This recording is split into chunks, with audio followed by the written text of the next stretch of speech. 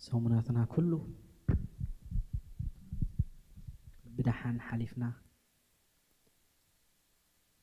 እግዚአብሔር ከምዚልና ኣብ ቅድሜኻ ክንቀውም ካባኻ እሞ ተመስገን ንብለካ ኣለና እግዚአብሔር ንባርከካ ኣለና እግዚአብሔር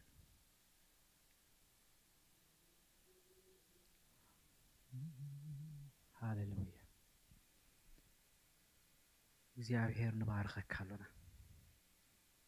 ስምካ ልዕል ነብሎለና ሃሌሉያ ስምካ ልዕል ነብሎለና እግዚአብሔር ንስኻ ዓቢ ድንቂ መስተንክር ኣምላኽ ኢኻ እሞ ክብሪ ንህበካ ኣለና ክብሪ ንህበካ ኣለና እግዚአብሔር ሃሌሉያ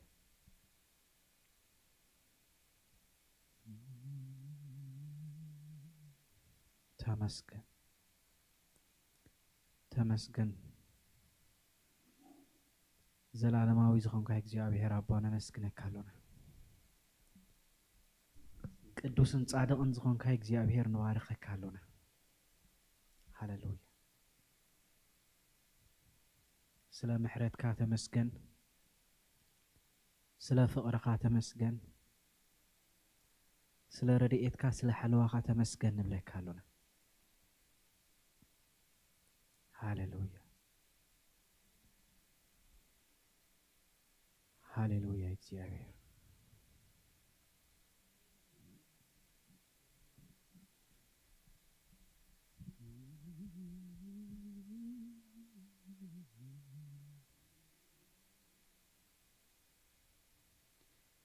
በዚህ ሰዓት ዝውን እግዚአብሔር ናብ ቅድሜኻ ቀሪብና ኣለና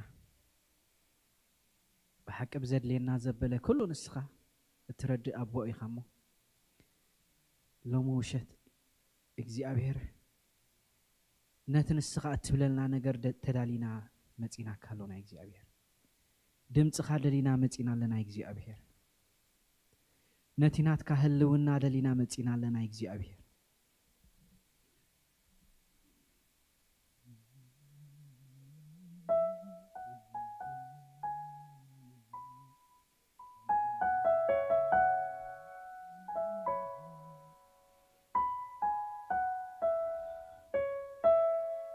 ድምፅኻ ናፊቕና መፂና ኣለና እግዚአብሔር ብሓቂ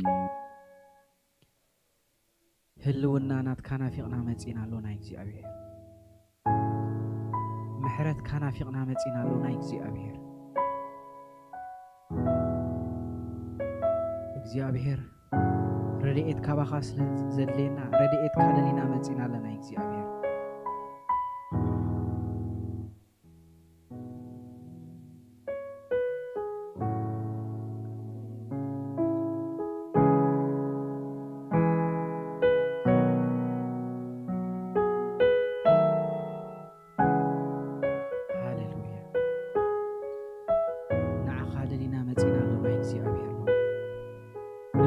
ሰብ ክንርኢ ኮናን እግዚአብሔር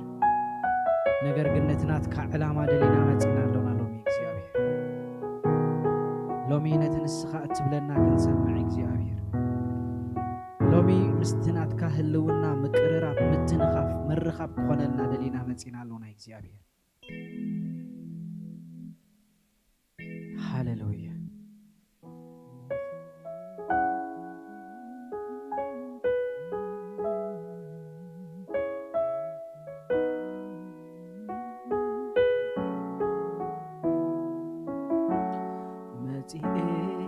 فقاريغا سميعين متي فقاريغا سميعين متي ردائيغا سميعين متي ردائيغا سميعين متي حقازيغا سميعين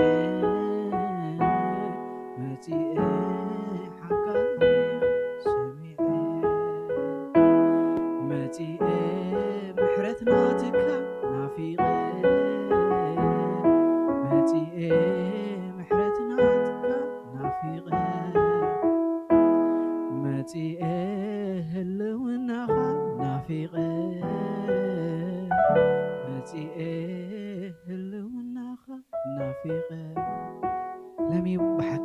دلينا متينا لنا إكزيابير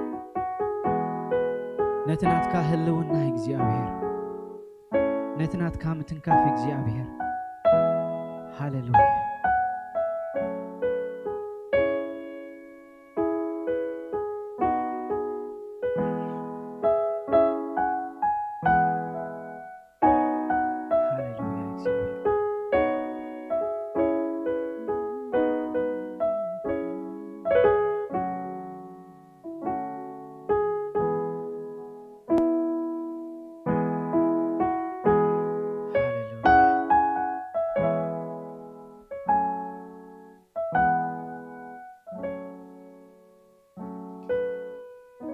ነገራትና ሁሉ ሓሪግና እግዚአብሔር በዚ ምሸት እዚ ብመንፈስ ምሳኻ ክንገጣጠም እግዚአብሔር ነቲ ትብለና ነገር ኩሉ እውን እግዚአብሔር ክንርዳእ ክንክእል እግዚአብሔር ክትረዳእና ንጽልሎና መምጻእና ትርጉም ክህልዎ እግዚአብሔር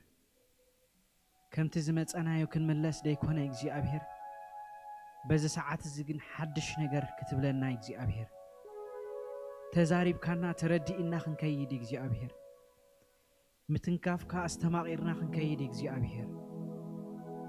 ህልውናኻ ተረዲእና ጥዕምና ክንከይድ እግዚአብሔር ግዜና ንህበካ ኣለና በዚ ምሸት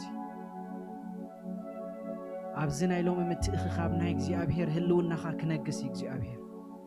ናትካ ፕሬዘንስ ክገዝእ እግዚአብሔር ካልእ ዝኾነ ነገር ደው ክብል ሎሚ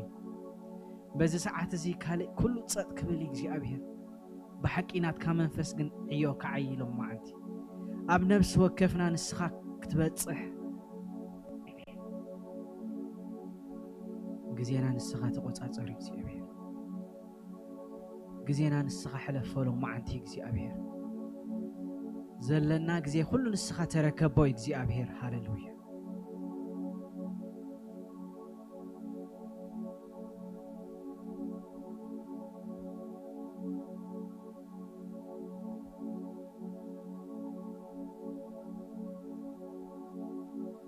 جزينا نسخة تركبك زي أبير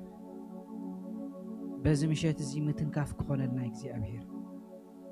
بزم مشات زي مدهساس كخون النايك زي أبير بزم مشات زي متصننع كخون النايك زي أبير بزم مشات زي كافت زدخمنا يو متنساء كخونك زي أبير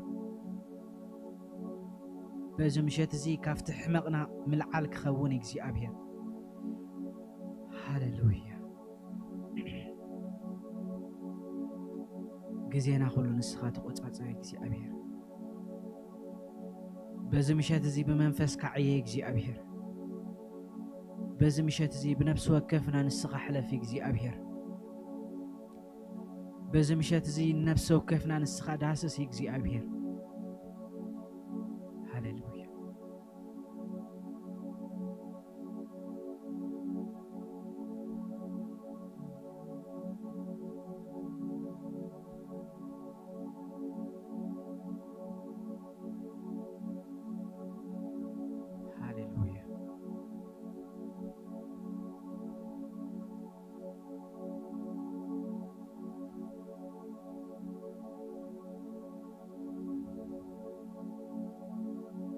እግዚአብሔር በዛ ሰዓት እዚ አድማ ስለ ህዝብናን ስለ ሀገርናን እንጽልሎና እግዚአብሔር በሐቂ ኩነታት ህዝብና ነገራት ህዝብና ሁሉ ንስኻ ትፈልጥ ኢኻ እግዚአብሔር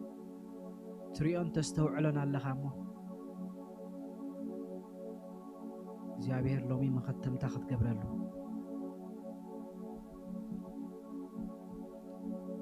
ሎሚ ናብ ሰላም ከተምጻና እግዚአብሔር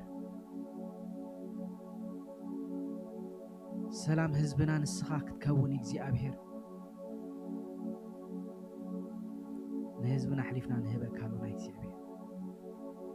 እግዚአብሔር ኣብ ልዕሊ ህዝብና ንስኻ ዕዮኻ ክትዓይሎም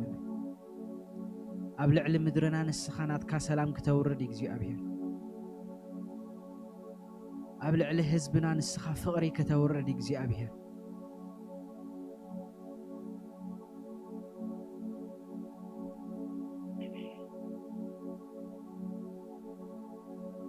ጉዳይ ህዝብና ጉዳይ ሀገርና ንህበካ ኣለና እግዚአብሔር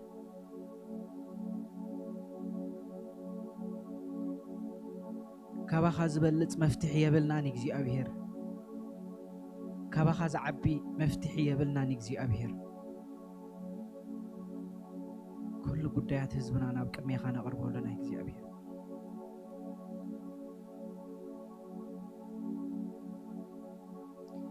قدياتنا خوفي لنا خنفتح نجزي أبير أمنا نحن خنتقافا زي كونس نجزي أبير قدياتنا بفقري بمكببار خوفي لنا خنفتحهم كنكئل نجزي أبير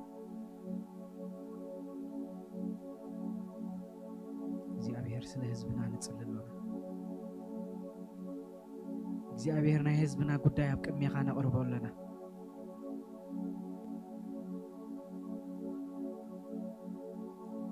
ሎሚን ነፍስ ወከፍና ናይ ትሕትና ልቢ ይኽትበና እግዚአብሔር አምነን ንሕድሕድና ክንከባበር ክንክእል እግዚአብሔር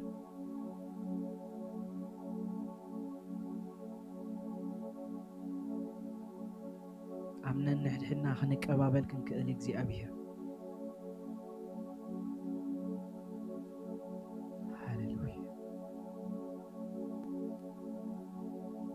ልብ ህዝብና حلفنا نهبه ካሎና እግዚአብሔር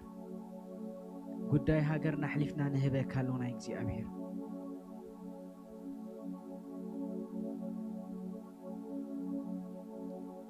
ሎም ረድኤትና ኻባኻ እግዚአብሔር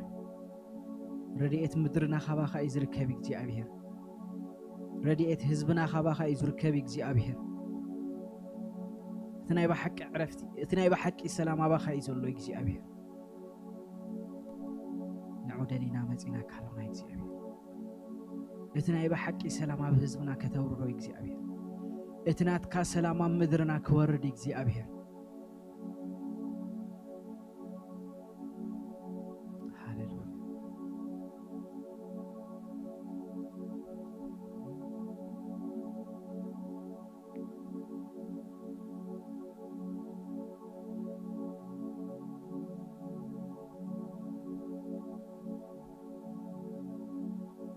نهزبنا ذكر እግዚአብሔር نمدرنا ذكر እግዚአብሔር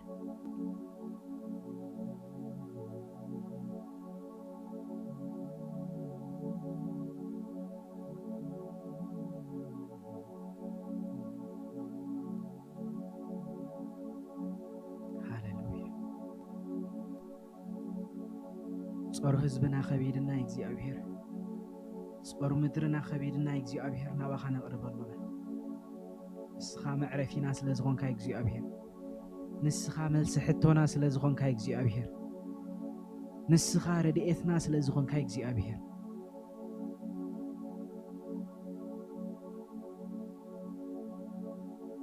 ሃሌሉያ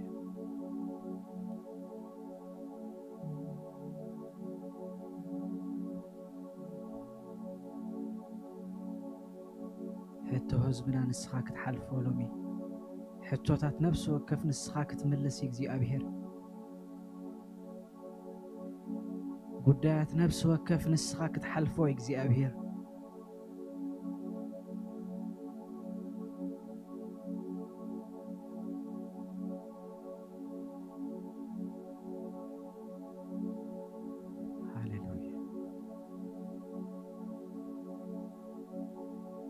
نعخاز ጨንቀካ የለን እግዚአብሔር نعخاز خبدካ ነገር የለን እግዚአብሔር نعنا ግን ከቢዱና ንህበካ ለና እግዚአብሔር نعنا ግን ልዕሊ ዓቕምና ኮይኑስ ንህበካ ለና እግዚአብሔር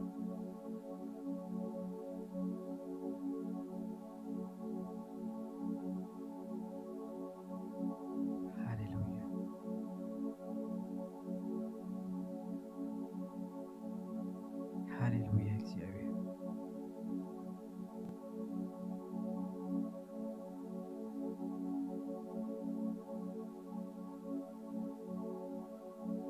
هاليلويا እግዚአብሔር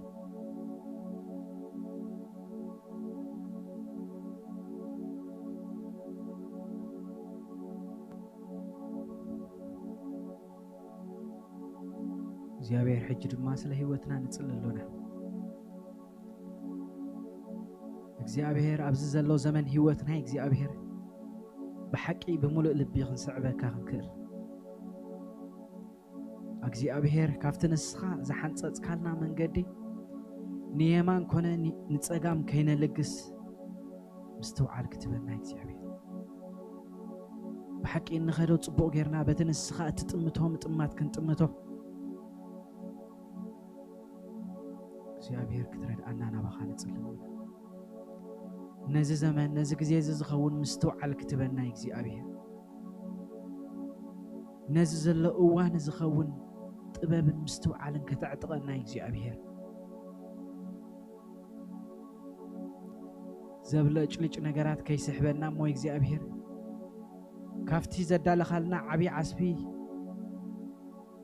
ካብኡ ኸይንስሕት እግዚአብሔር ሓቂ ምስትውዓል ደሊና መፂና ካሎና እግዚአብሔር ጥበብን ምስትውዓልን ክትዕጥቐና እግዚአብሔር ዙርያና ብምስትውዓል ክንጥምቶ ክንክእል እግዚአብሔር ከባቢና ብምስትውዓል ክንሪኦ ክንክእል እግዚአብሔር ህይወትና ብምስትውዓል ክንሪኦ ክንክእል እግዚአብሔር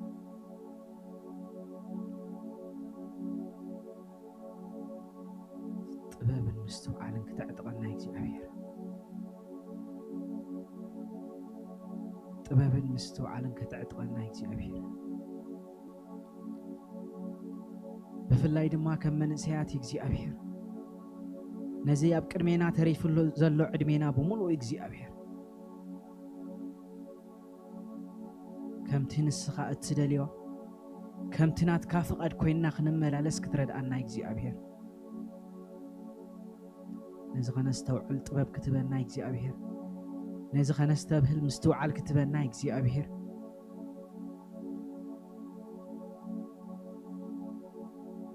ሃሌሉያ ጥበብን ምስትውዓልን ክትበና ብሓቂ እግዚአብሔር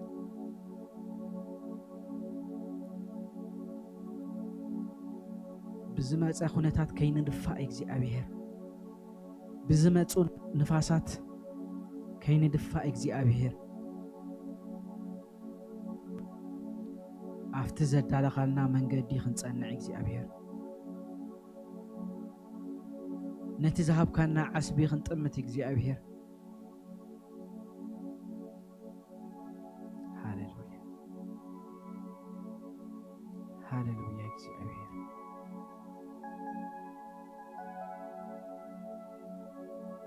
ሃሌሉያ እግዚአብሔር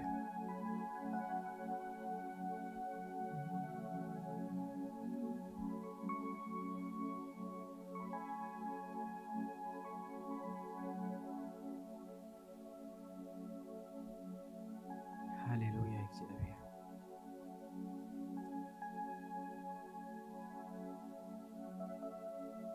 ሃሌሉያ እግዚአብሔር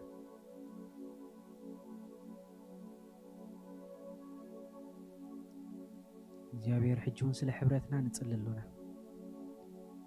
ስለ ምትእኽኻብና ንጽልሎና እግዚአብሔር ስለዚ ዘለና ሕብረት እዚ ንጽልሎና እግዚአብሔር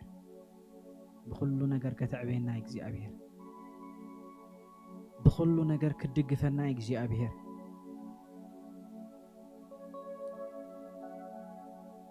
እግዚአብሔር ሃሌሉያ ከማሕበር ደረጃ ድማ እግዚአብሔር ነቲ ዝተዋህበና ዕዮ ክንዓይ ክትረድኣና እግዚአብሔር ንዑ ቀዳምነት እንሃብና ክንጎይ እግዚአብሔር ክድግፈና እግዚአብሔር ክትረድኣና እግዚአብሔር ነቲ ቀዳምነት ቀዳማይ ክንሰርዖ ክንክእል እግዚአብሔር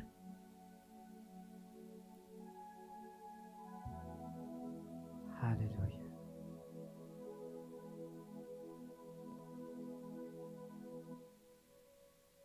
ሃሌሉያ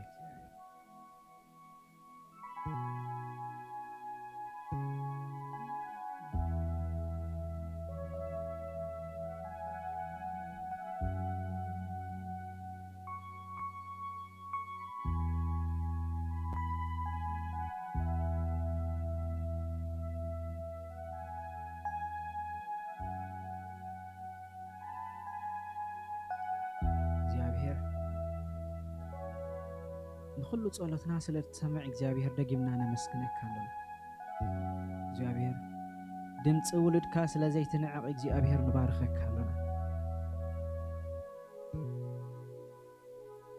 ድምፂ ውልድካ ስለዘይትንዕቕ እግዚአብሔር ነመስግነካ ኣለና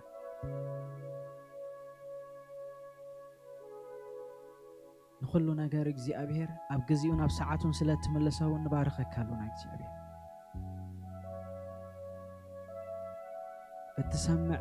እትመልስ አምላክ ስለዝኾንካ ደጊምና ክብር ንህበካ ኣለና በዚ ሰዓት ዝንጸለና ኩሉውን እግዚአብሔር ከም ዝሰማዕካዮን ከም ዝመለስካዮን ንኣምኒና እሞ ደጊምና ንባርከካ ኣለና ዝተረፈ ግዜና ኩሉ ንዓኻ ኣሕሊፍካ ንህበካ ኣለና እግዚአብሔር ምሸትና ኩሉ ንስኻ ክትከብረሉ ናትካ ዕዮ ክትዓየሉ ግዜና ኣሕሊፍና ንህበካ ኣለና ነገር ኩሉ ንስኻ ልዕል በል ተባረኽ ብወድኻ በክርስቶስ ኢየሱስ አሜን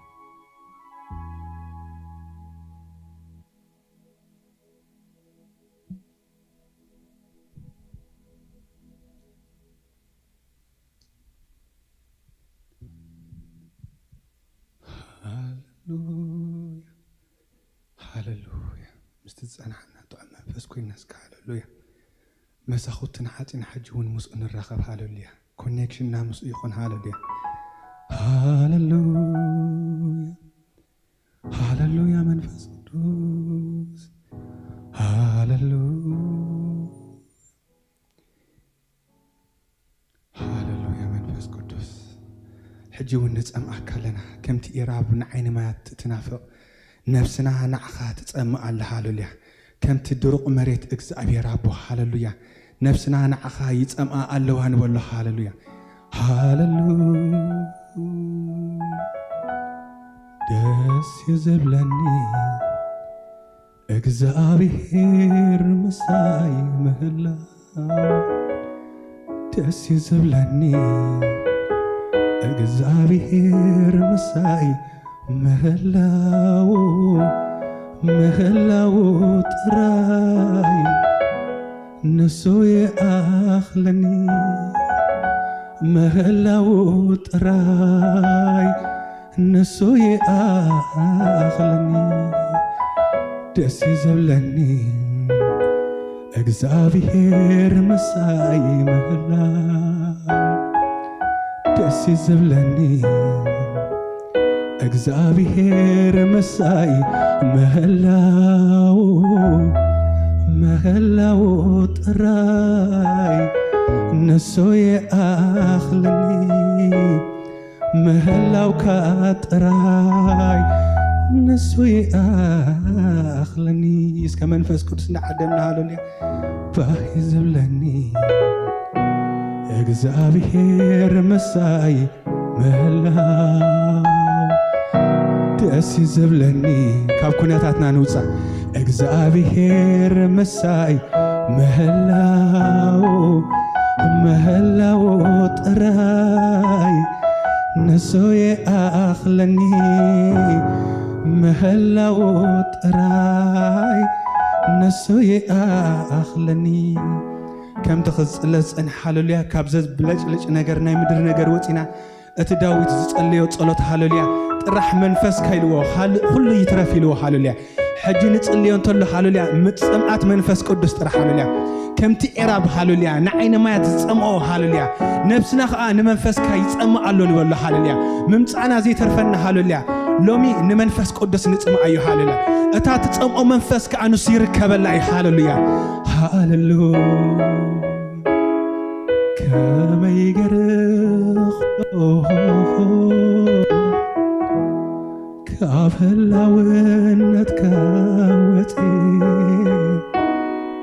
ከመይ ገርኽ ነብር ካብ ህላውነትካ ወፂ ከመይ ገርኽ ካብ ህላውነትካ ወፂ وتي كما يجرخ نبه عبلاونتك وتي كما يجركاي موزك كعبلاونتك وتي كما يجرخ له كعبلاونتك وتي مسخا ترخمكو مسخا تبرتعخو مسخا تئموني مسخا كفئوني كل انت زي يسوس الله كل انت زي الناس نسجنالو كل انت زي يسوس الله كل انت تألمو يسوس الله كل انت زي أملاخ الله كل انت زي يسوس الله نايسكم تيتقطع تاريخ يسوس ناي تنفاسي يا محادري يسوس كل انت زي يسوس الله كل انت زي هاللويا حلو انت زي يسوس الله كل انت زي أملاخ الله بير زبل منفسك هاللويا كما يجرك خلو كعبلاونتك وتي كما يجرخ نبه كعبلاونتك وتي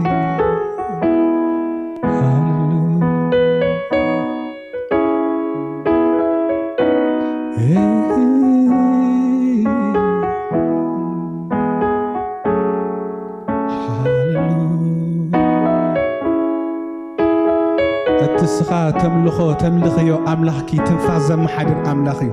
دكواتر مزخ فلو فلتقتم هالوليا تنفاس كملسو أي كلنيم هالوليا أتزفت أرك أملاخ جنا هالوليا هاللويا كل انت زي يسوس الله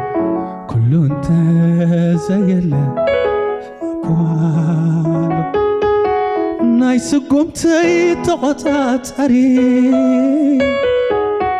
يسوس ناي تنفاسي يا محادري يسوس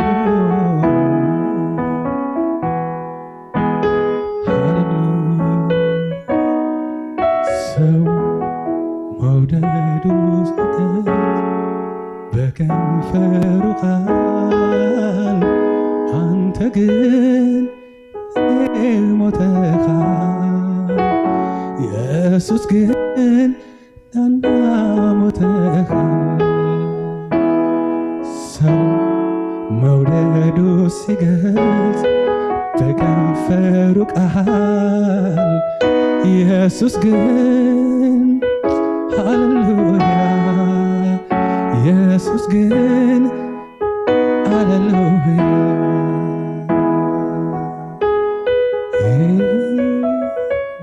هاللويا يسوس فوري هاللويا نسم حرتي هاللويا هاللويا جانا حنزمر لنا هاللويا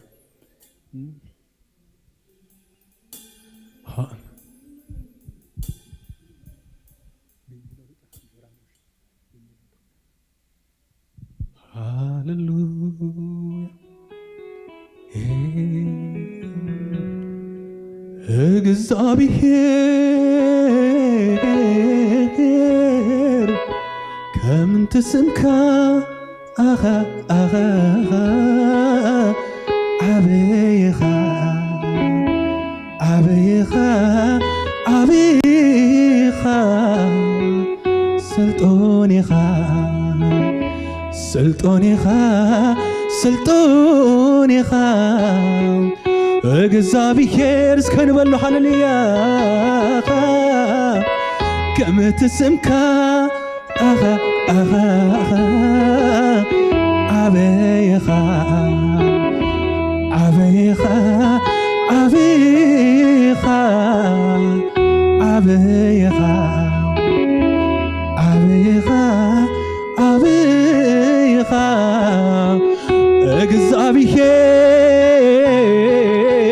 እግዚአብሔር ከምት ትብሎ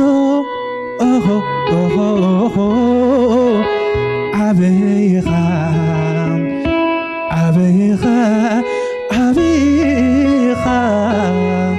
ስልጡን ኢኻ ስልጡን ኢኻ ስልጡን ኢኻ ዕቤት እንዳርአና እግዚአብሔር ከምት ስምካ ዓበይኻ ዓበይኻ ዓበይኻ ስልጡን ኢኻ ስልጡን ኢኻ ስልጡን ኢኻ እግዚአብሔር ከምት ስምካ ዓበይኻ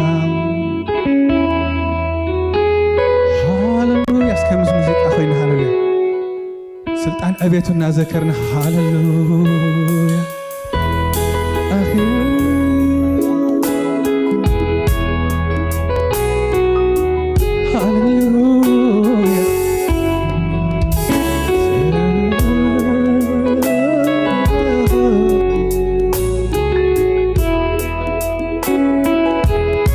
ሰማይን ምድርን ዝፈጠረ ኣምላክ ሃሌሉያ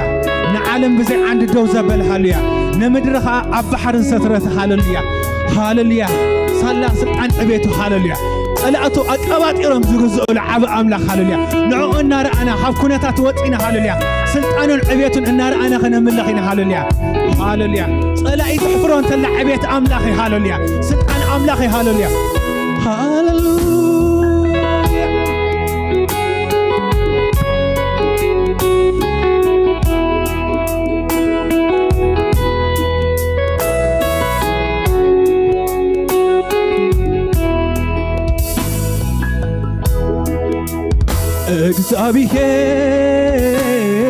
እግዚአብሔር ከምት ስምካ ዓበይኻ ዓበይኻ ዓበይኻ ጎይታ ኢየሱስ ከምት ስምካ ዓበይኻ ዓበይኻ ዓበይኻ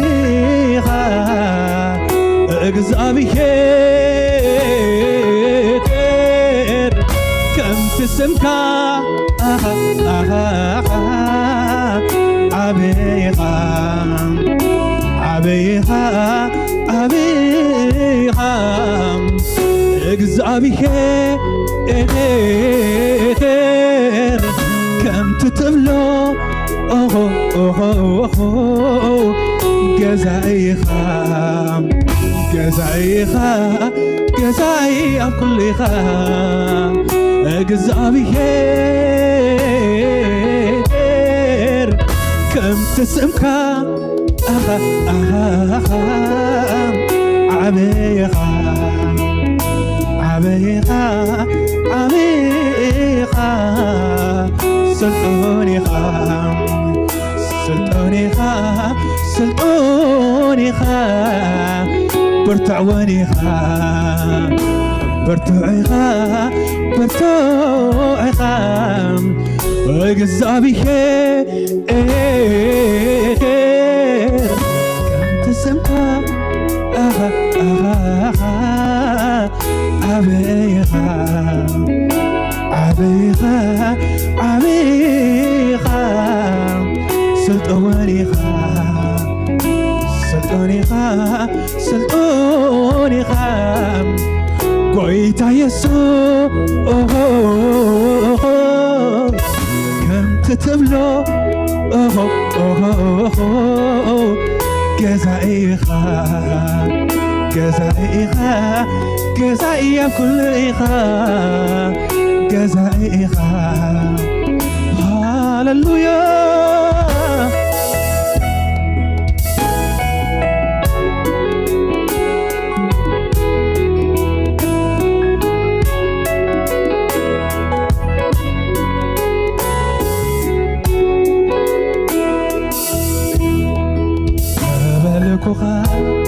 عميد تبلكوخا سلطان تبلكوخا عميد تبلكوخا سلطان أي قلت أكان قلاتي حلف بريخا يسوسي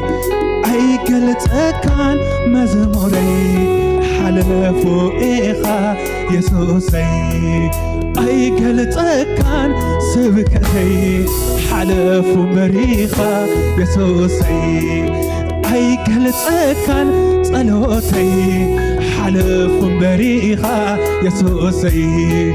تبلكوخا عبيد تبلكوخا سلطان تبلكوخا عبيد تبلكوخا سلطان أي قلت أكان عبيدك حلف بريخا قبرقا أي قلت أكان يغلاتي أي قلت أكان صلوتي حلف بريخا يسوسي أي تقلت بمزموري حلف بريخا يسوسي تبلكوخا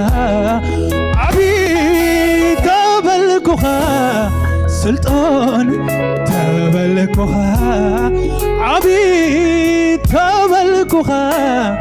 سلطان أي قلت أكان هاللويا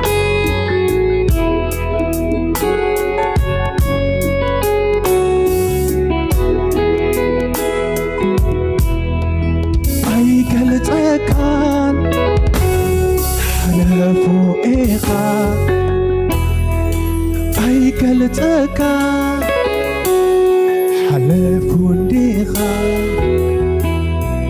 أي قلت أكان حلف بريخا أي قلت أكان قلاتي أي قلت أكان مزموري حلفو إيخا حلفا مخان زعمن هالليا كاب قالاتنا نلعلي هالليا كام نزمرون نلعلي هالليا كام نسبكون نلعلي هالليا عب مخان زعمن هالليا هاللويا أتسمعين مدرس بتر هالليا هاللويا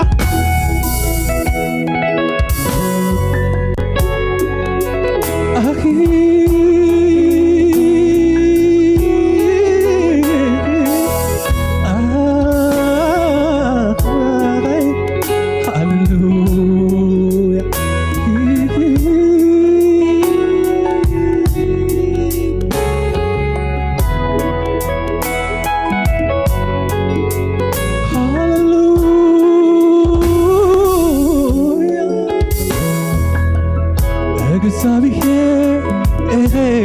እግዚአብሔር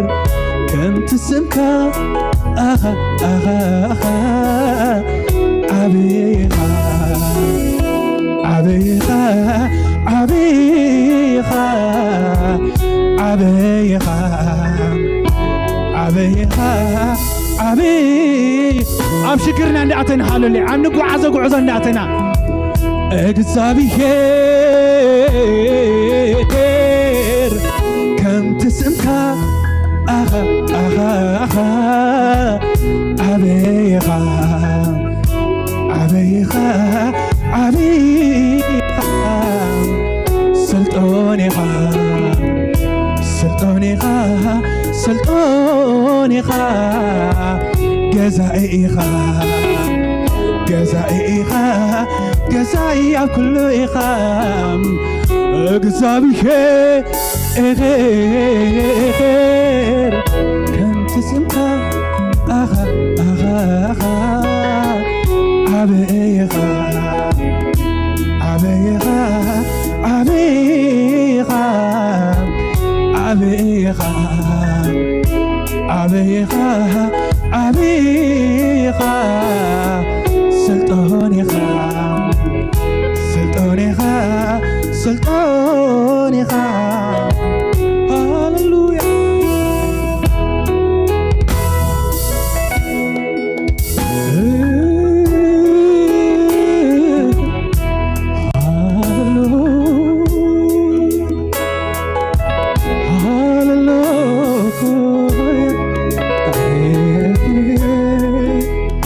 ዓብኢኻ ንስኻ ሃሌሉያ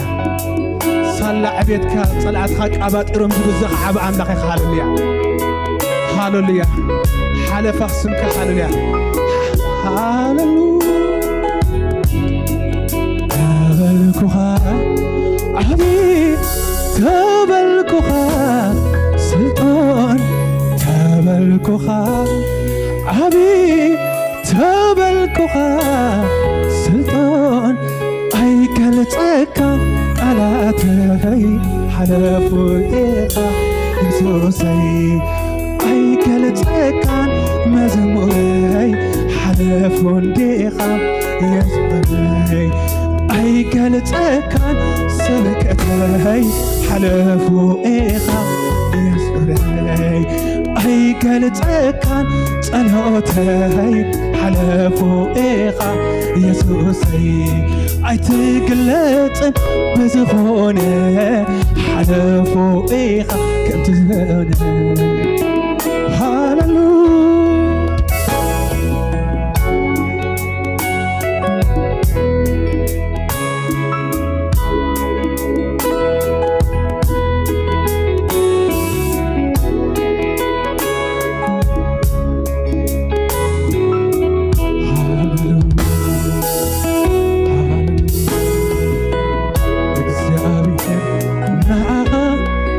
ዝስኣነካ እንታይ ኣሎ ዝስኣነካ እንታይ ኣሎ ዝስኣነካ እንታይ ኣሎ እግዚአብሔር ንዓኻ ዘይክኣለካ እንታይ ኣሎ ዘይክኣለካ እንታይ ኣሎ ዘይክኣለካ እንታይ ኣሎ እግዚአብሔር ንዓኻ ዝስኣነካ እንታይ ኣሎ ዝስኣነካ እንታይ ኣሎ ዝስኣነካ እንታይ ኣሎ እግዚአብሔር ንዓኻ ዘይክኣለካ እንታይ ኣሎ ዘይክኣለካ እንታይ ኣሎ ዘይክኣለካ እንታይ ኣሎ ኩሉ ቀሊል እዩ ኩሉ ቀሊል ኩሉ ቀሊል እዩ ኩሉ ቀሊል ንዓኻ ዝስኣነካ እንታይ ኣሎ ንዓኻ ዝስኣነካ እንታይ ኣሎ ንዓኻ ዝስኣነካ እንታይ ኣሎ ንዓኻ ዝስኣነካ እንታይ ኣሎ ጥራይ ሓንቲ ቃል ትዛረብ ሓንቲ ቃል ጥራይ ትዛረብ ሓንቲ ግዜ ትዛረብ ነገራት ክደወል ጥራይ ሓንቲ ቃል ትዛረብ ሓንቲ جزء تزارب حنت جزء تزارب قدينا خفتة تراي حنت قال تزارب حنت قال تراي تزارب حنت جزء تزارب نجرات كل حنت قال راح تزارب لي وحلوليا أقول دايكم نعتهم حلوليا دليكم زسانكم ما تقول حلوليا أتجينا النبي يسوع أربو هاللويا نشكرنا حفتح زقل حد أنكون السي هاللويا زابير نا زسي عليك يا الله زسي عليك يا الله زسي عليك يا الله سكاب حس هاللويا زابير نا زسي عليك يا الله زسي عليك يا الله زسي عليك يا الله እግዚአብሔር ናኻ زسي عليك يا الله زسي عليك يا الله زسي عليك سكب حسا እግዚአብሔር ናኻ زيك عليك يا الله زيك عليك يا الله زيك عليك يا الله كل قليل كل قليل كل قليل كل قليل نعها زسي عليك يا الله نعها زسي عليك يا الله هاي حنت قال تزار حنت قدري تزار حنت جزء تزار نجرات كليوة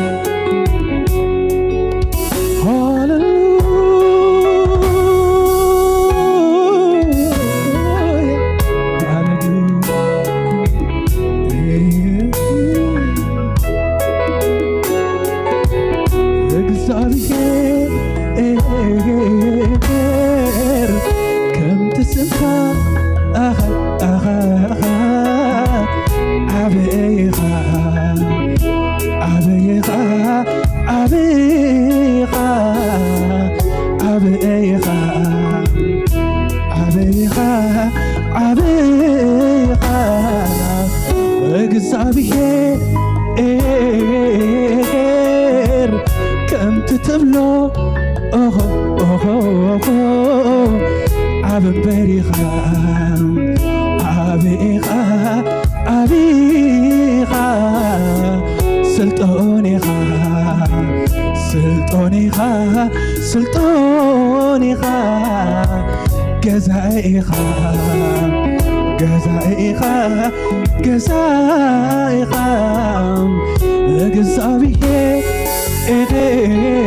እግዚአብሔር ከምቲ ስምካ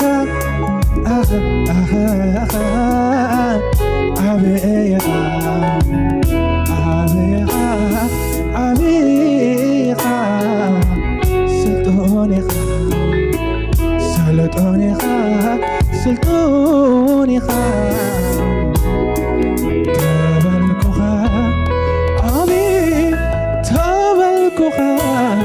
سلطان تبلكوها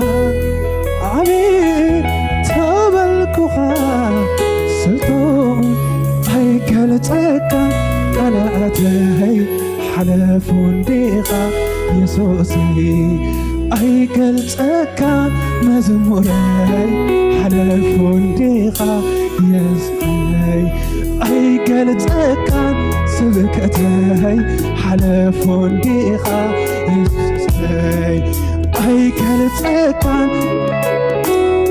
حلفون ديغا يسوسي هيكل تكا حلفون ديغا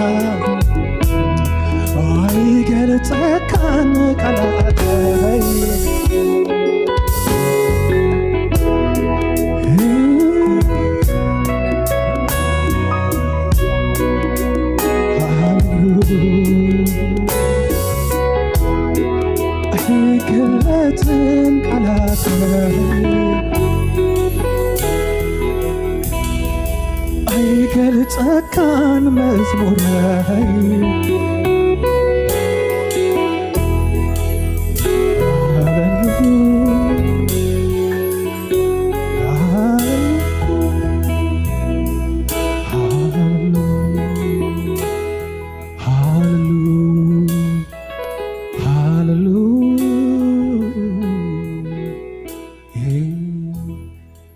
እግዚአብሔር ንዓኸ ዝስኣነካ እንታይ ኣሎ ዝስኣነካ እንታይ ኣሎ ዝስኣነካ እንታይ ኣሎ ሃሌሉያ እግዚአብሔር ንዓኸ ዘይክኣለካ እንታይ ኣሎ ዘይክኣለካ እንታይ ኣሎ ዘይክኣለካ እንታይ ኣሎ ሰማይ ሰማያትን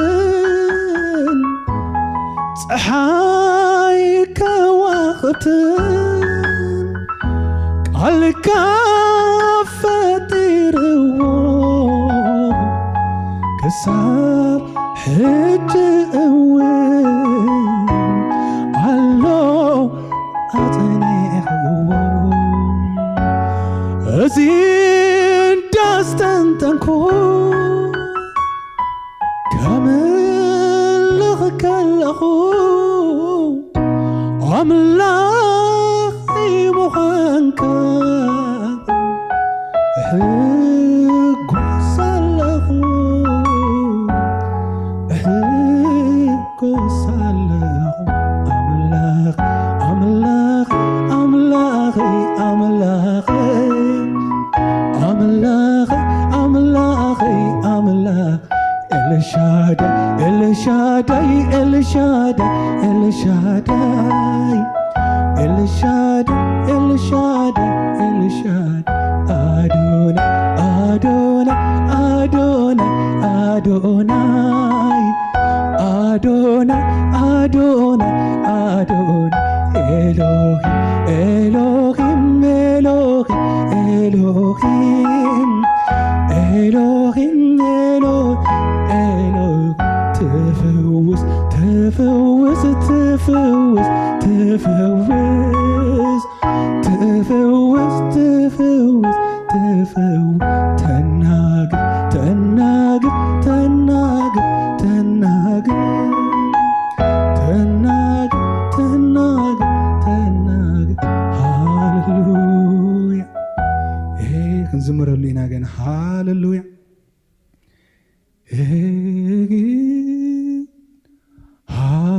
ሃሌሉያ ሃሌሉያ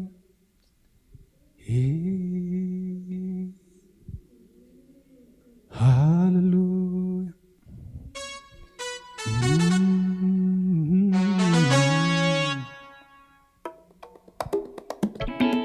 እስከ ሃሌሉያና እግዚአብሔርና አምላኽና ሃሌሉያ አኼ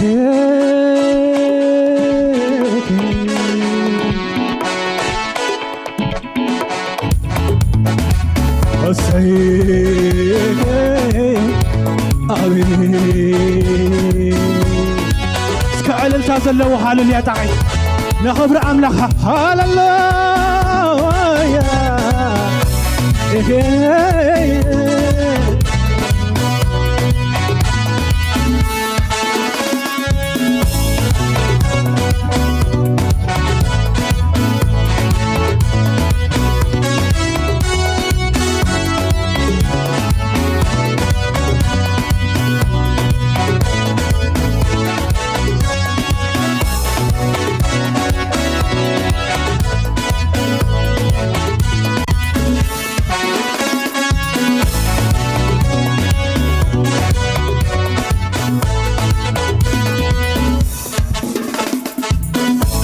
ሕጉሳት ሰባት ሪኤ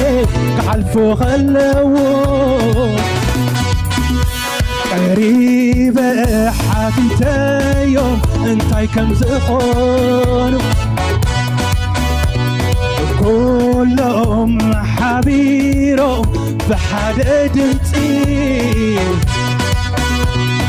يسوس كلهم مليسهم بزلو قطعي حكو ساعت سبات ريقي كحلفو خلو قريبة حديتيهم انتاي كم زخونوا كلهم حبيرهم بحد دمتي يسوس كلهم مليسهم بزلو وقلبي برتعو بهاقي قبل بي حاديرو برتعو باقي قبل بي حاديرو كم لها كم بري كوني عبر رختي قويت عندي خا قويتا أمن حاكي برتعو بهاقي قبل بي حاديرو برتعو باقي قبل بي حاديرو كم لها كم كوني عبر رختي قويت عندي خا قويتا أمن حاكي برتعو بهاقي قبل بي حاديرو برتعو باقي قبل بي حاديرو كم لغكا وتيا برختي قويت عندي خا قويتا أمن حاكي هاليلويا هاليلو هاليلويا هاليلويا هاليلو هاليلويا أهم الساعة أهنزل عالم أهم ريتسي كفز عالم أهم الساعة نزل عالم مريتسي كفز عالم مساحة كفز عالم مريتسي نزل عالم قل زيتها من دخوم تدرك سنجر كايو نتسلعتي سنجر كايو حكوسيلة يسوس حكوسيلة زازميرة نفسي زازميرة حكوسيلة نفسي حكوسيلة زمريلة نفسي زمريلة حكوسيلة يسوس حكوسيلة زمريلة نفسي زمريلة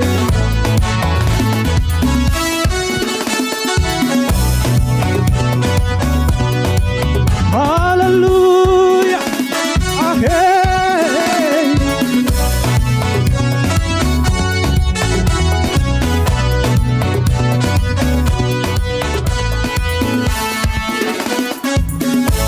حكوسات سبات ريقك حلف غلو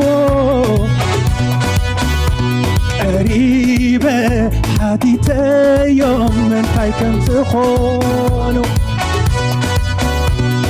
كلهم حبيرهم بحد دمتي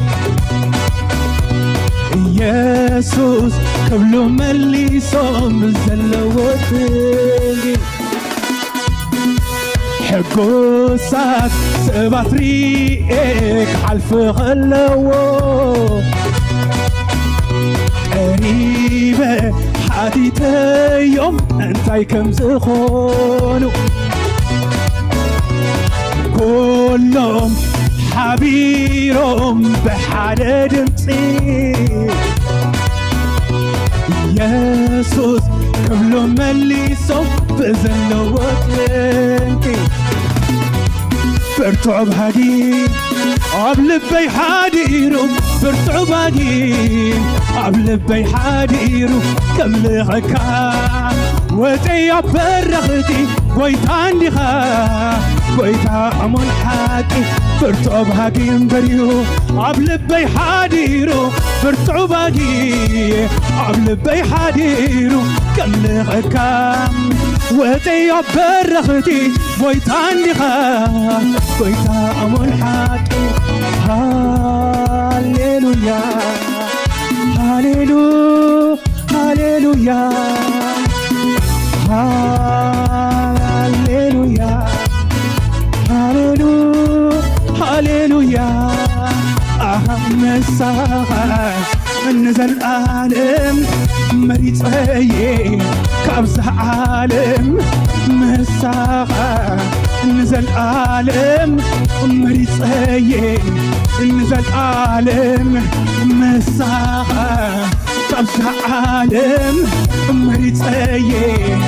نزل عالم مساحة كابزة عالم مريض ايه نزل عالم مساحة كابزة عالم مريض ايه نزل عالم بزيك من غير دخوم فكرة سفرك يوم نتلعب تذكرهم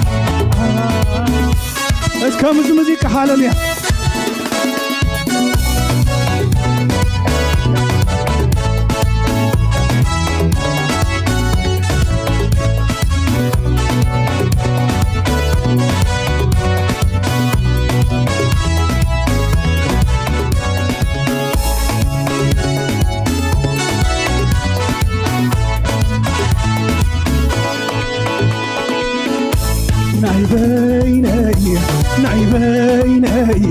ناي بيني يا يسوس ناي بيني يا يسوس ناي بيني ناي بيني ناي بيني ناي بيني يا يسوس ناي بيني يا يسوس ناي بيني ناي بيني ناي بيني ناي قليها ناي قليها ناي بحتيها ناي بحتيها ناي بيني ناي بيني ناي بيني يسوس ناي بيني يسوس ناي بيني ناي قلي ناي قلي ناي قلي يسوس ناي قلي يسوس ناي قليها ناي قليها ناي قليها ناي بينيها ناي بينيها ناي قليها ناي قليها ناي بينيها ناي بينيها ناي قليها ناي قليها ناي قليها ناي قليها ناي بحتيها ناي بحتيها ناي بينيها ناي بينيها ناي قليها ناي قليها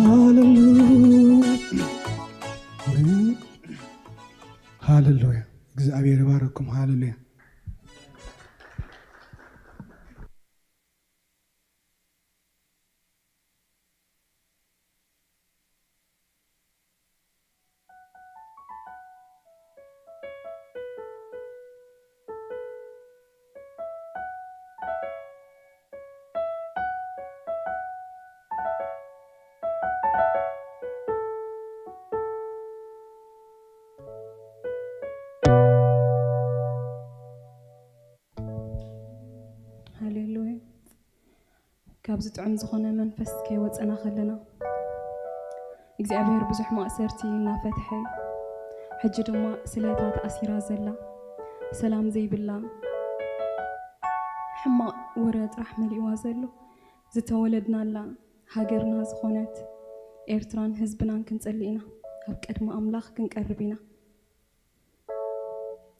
ኩሉ ከኣልነቱ እናተረዳእና ኩሉ ከምዚ ክንዝምሮ ጸንሕና ማለት እዩ ኩሉ ኢኻ ትኽእል ክንብሎ ጸኒሕና ናይ በሓቂ ማለትና ኮይኑ እግዚአብሔር ኩሉ ከም ዝኽእል ኣሚንና ኣብ ቅድሚኡ ኣብ ቅድሚ ከኣልነቱ ኣብ ቅድሚ ዕቤቱ ኣብ ቅድሚ ኩሉ ምሕረቱ ለውሃቱ ኣብ ቅድሚ ፍቕሩ ንቀርብ ኢና ሃሌሉያ እግዚአብሔር ኣምላኽ መልስ ኣለዎ ንኩሉ ነገር ስቒሉ ይኩነን ኩሕኩሑ ክፈተልኩም እዩ ዝበል ዘሩሑ ስለ ዝኾነ እዩ እግዚአብሔር ዝኸፍት ስለ ዝኾነ እዩ ዝምልስ ከዓ ስለ ዝኾነ እዩ ድለዩ ክወሃበኩም እዩ ክብል ከሎ ከዓ ስለ ዝህብ እዩ በቃ እግዚአብሔር መጠን ዝደለናዮ ዝህብ ኣምላኽ እዩ ኦ እግዚአብሔር ኣምላኽ ኣብ ቅድሜኻ ንሆ ደቅኻ ጎይታ እግዚአብሔር ንስኻ ትኽእል ኣምላኽ ስለ ዝኾንካ ጎይታዬ ብዘይካኻ ሰላም ከምጽእ ዝኽእል ካልእ ማንም ስለ የዘለ ኣምላኸይ ንዓኻ ኣሚንና ኣብ ቅድሜኻ ኣለና ጎይታ ምእንቲ ህዝቢ ኤርትራ ኣብ ቅድሜኻ ደው ኢልና ኣለና ጎይታዬ ትሑት ዝኾነ መንፈስ ክትበና ጎይታ ትሑት ዝኾነ ማንነት ክትበና እግዚአብሔር ኣብ ቅድሜኻ ኣለና ጎይታ እንሆ ቃልካ ከምኡ ኢሉ ንትሑታት ጸጋ ይህቦም ንዕቡያት ከዓ ይጻረሮም ኢሉሎሞ ጎይታ نو እግዚአብሔር ትዕቢትና ይአክል ክንብሎ ጎይታዬ ትዕቢትና በቃ ብዙሕ ደም ፍሳስ ህይወት ምጥፋእ ኩሉ ባዶነት ኮይኑ ሞ እግዚአብሔር ኣብ ቅድሜኻ ግን ጎይታ ክንትሕት እግዚአብሔር ንልብና ክትልውጦ ብሽም ወድኻ ኢየሱስ ክርስቶስ ንጽልለና ጎይታ ዝተለወጠ ልቢ ክትበና ጎይታ ኣብ ቅድሜኻ ትሕት ዝብል ልቢ ትሕት ዝብል ማንነት ክትበና እግዚአብሔር بشم يسوع نتقبل قويتا إن حد كان مقتتال دم فساس እግዚአብሔር أملاخ كلوك عائلة وزخون منت እግዚአብሔር كابانا خد قرص እግዚአብሔር نحوزت السق منفس بشم يسوع እግዚአብሔር لو ما أنتي كقرات قويتا بشم يسوع كقرات እግዚአብሔር نحوز فكر لبي كتبنا قويتا أبقدمي خلنا እግዚአብሔር بنسحة زملس لبي كتبنا እግዚአብሔር أفكر مخازن بركخ لبي قويتاي أملاخ أبو نسخة زي لوت كايو أي لوت أني مو እግዚአብሔር نسخة تلوت أنا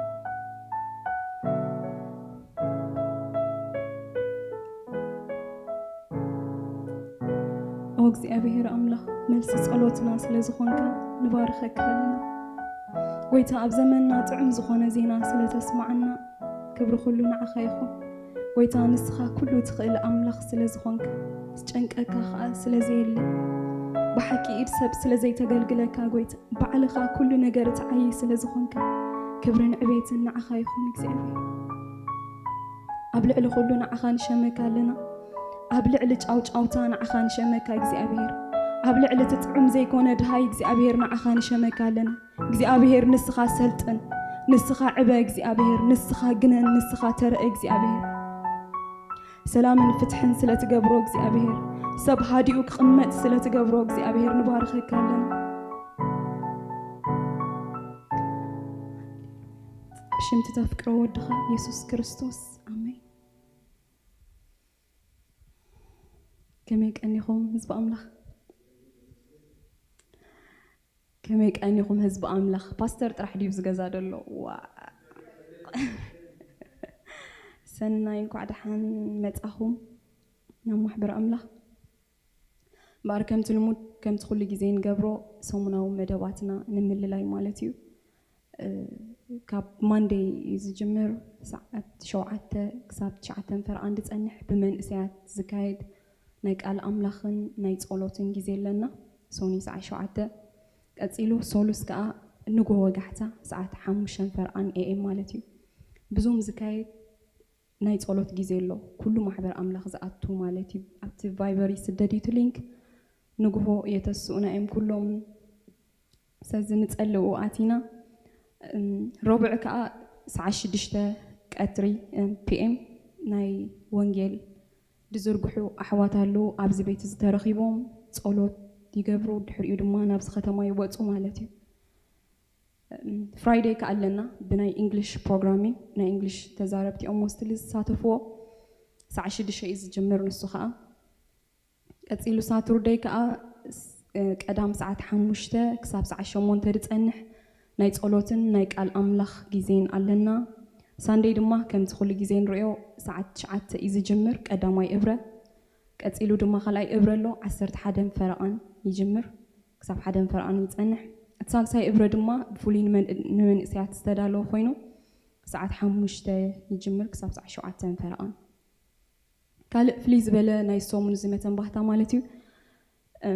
ማንዴይ ኦክቶበር 16 ኣብ ዕለት 16 ፓስተር ተመስገን ክመፀና እዩ ሽዑ ስልጠና ናይ ኣገልግሎት ኣሎ ነገልግልን ከነገልግል ልቢ ዘለና ሰባት እንታይ ኢሉ ቃሉ ኣገልገልቲ ሓድሽ ኪዳን ክንከውንሲ ከኣል ትገበረና ኢሉ ማንም ሰብ ብክርስቶስ ዝኾነ ንማሕበር ኣምላኽ የገልግልን ይጠቅምን እዩ ማለት እዩ ስለዚ ስልጠና ኣሎ ኩላትና ክንሳተፍ ይግባአና እዩ ሰዓት 10 AM ነቲ ናይ ምሸት ስራሕ ድኸይድ ድዩ ገለ 10 AM ኣለና ድሕሪኡ ከዓኒ ናይ ንጎ ዘይጣዕሙ ከዓ ሰዓት 6 ፈረቓን PM ከዓ ኣሎት ፕሮግራም ንሶኒ ረቡዕ ዓርቢ ክሳብ ዕለት 20 ዘላ ጊዜ ክጸንሕ እዩ ፍልይ ዝበለ ድማ ቀዳም 21 ናይ ሙሉእ መዓልቲ ካብዚ ከተማ ዝወፂና ብሓደ ስልጠና ንወስደሉ ብሓደ ቃል ኣምላኽ ንካፈለሉ ሓቢርና ንጸንሓሉ ጊዜ ክበና እዩ ገለወና እዩ ቀዳም ዕለት 21 ካብ ሕጂ ምድላዋትና ነጻፍፍ ዝተረፈ ከዓ ሞባእናን ዕሽርናን ክንህብ ንደሊ ዳሕራይ ብድሕሪት ክንህብ ንኽእል ኢና በብዝጠዓመና ቀፂለ ንፓስተርን ንመንፈስ ኣምላኽን ክገድፎ እየ ዝመድረኽ ጎይታ ባርኽኩም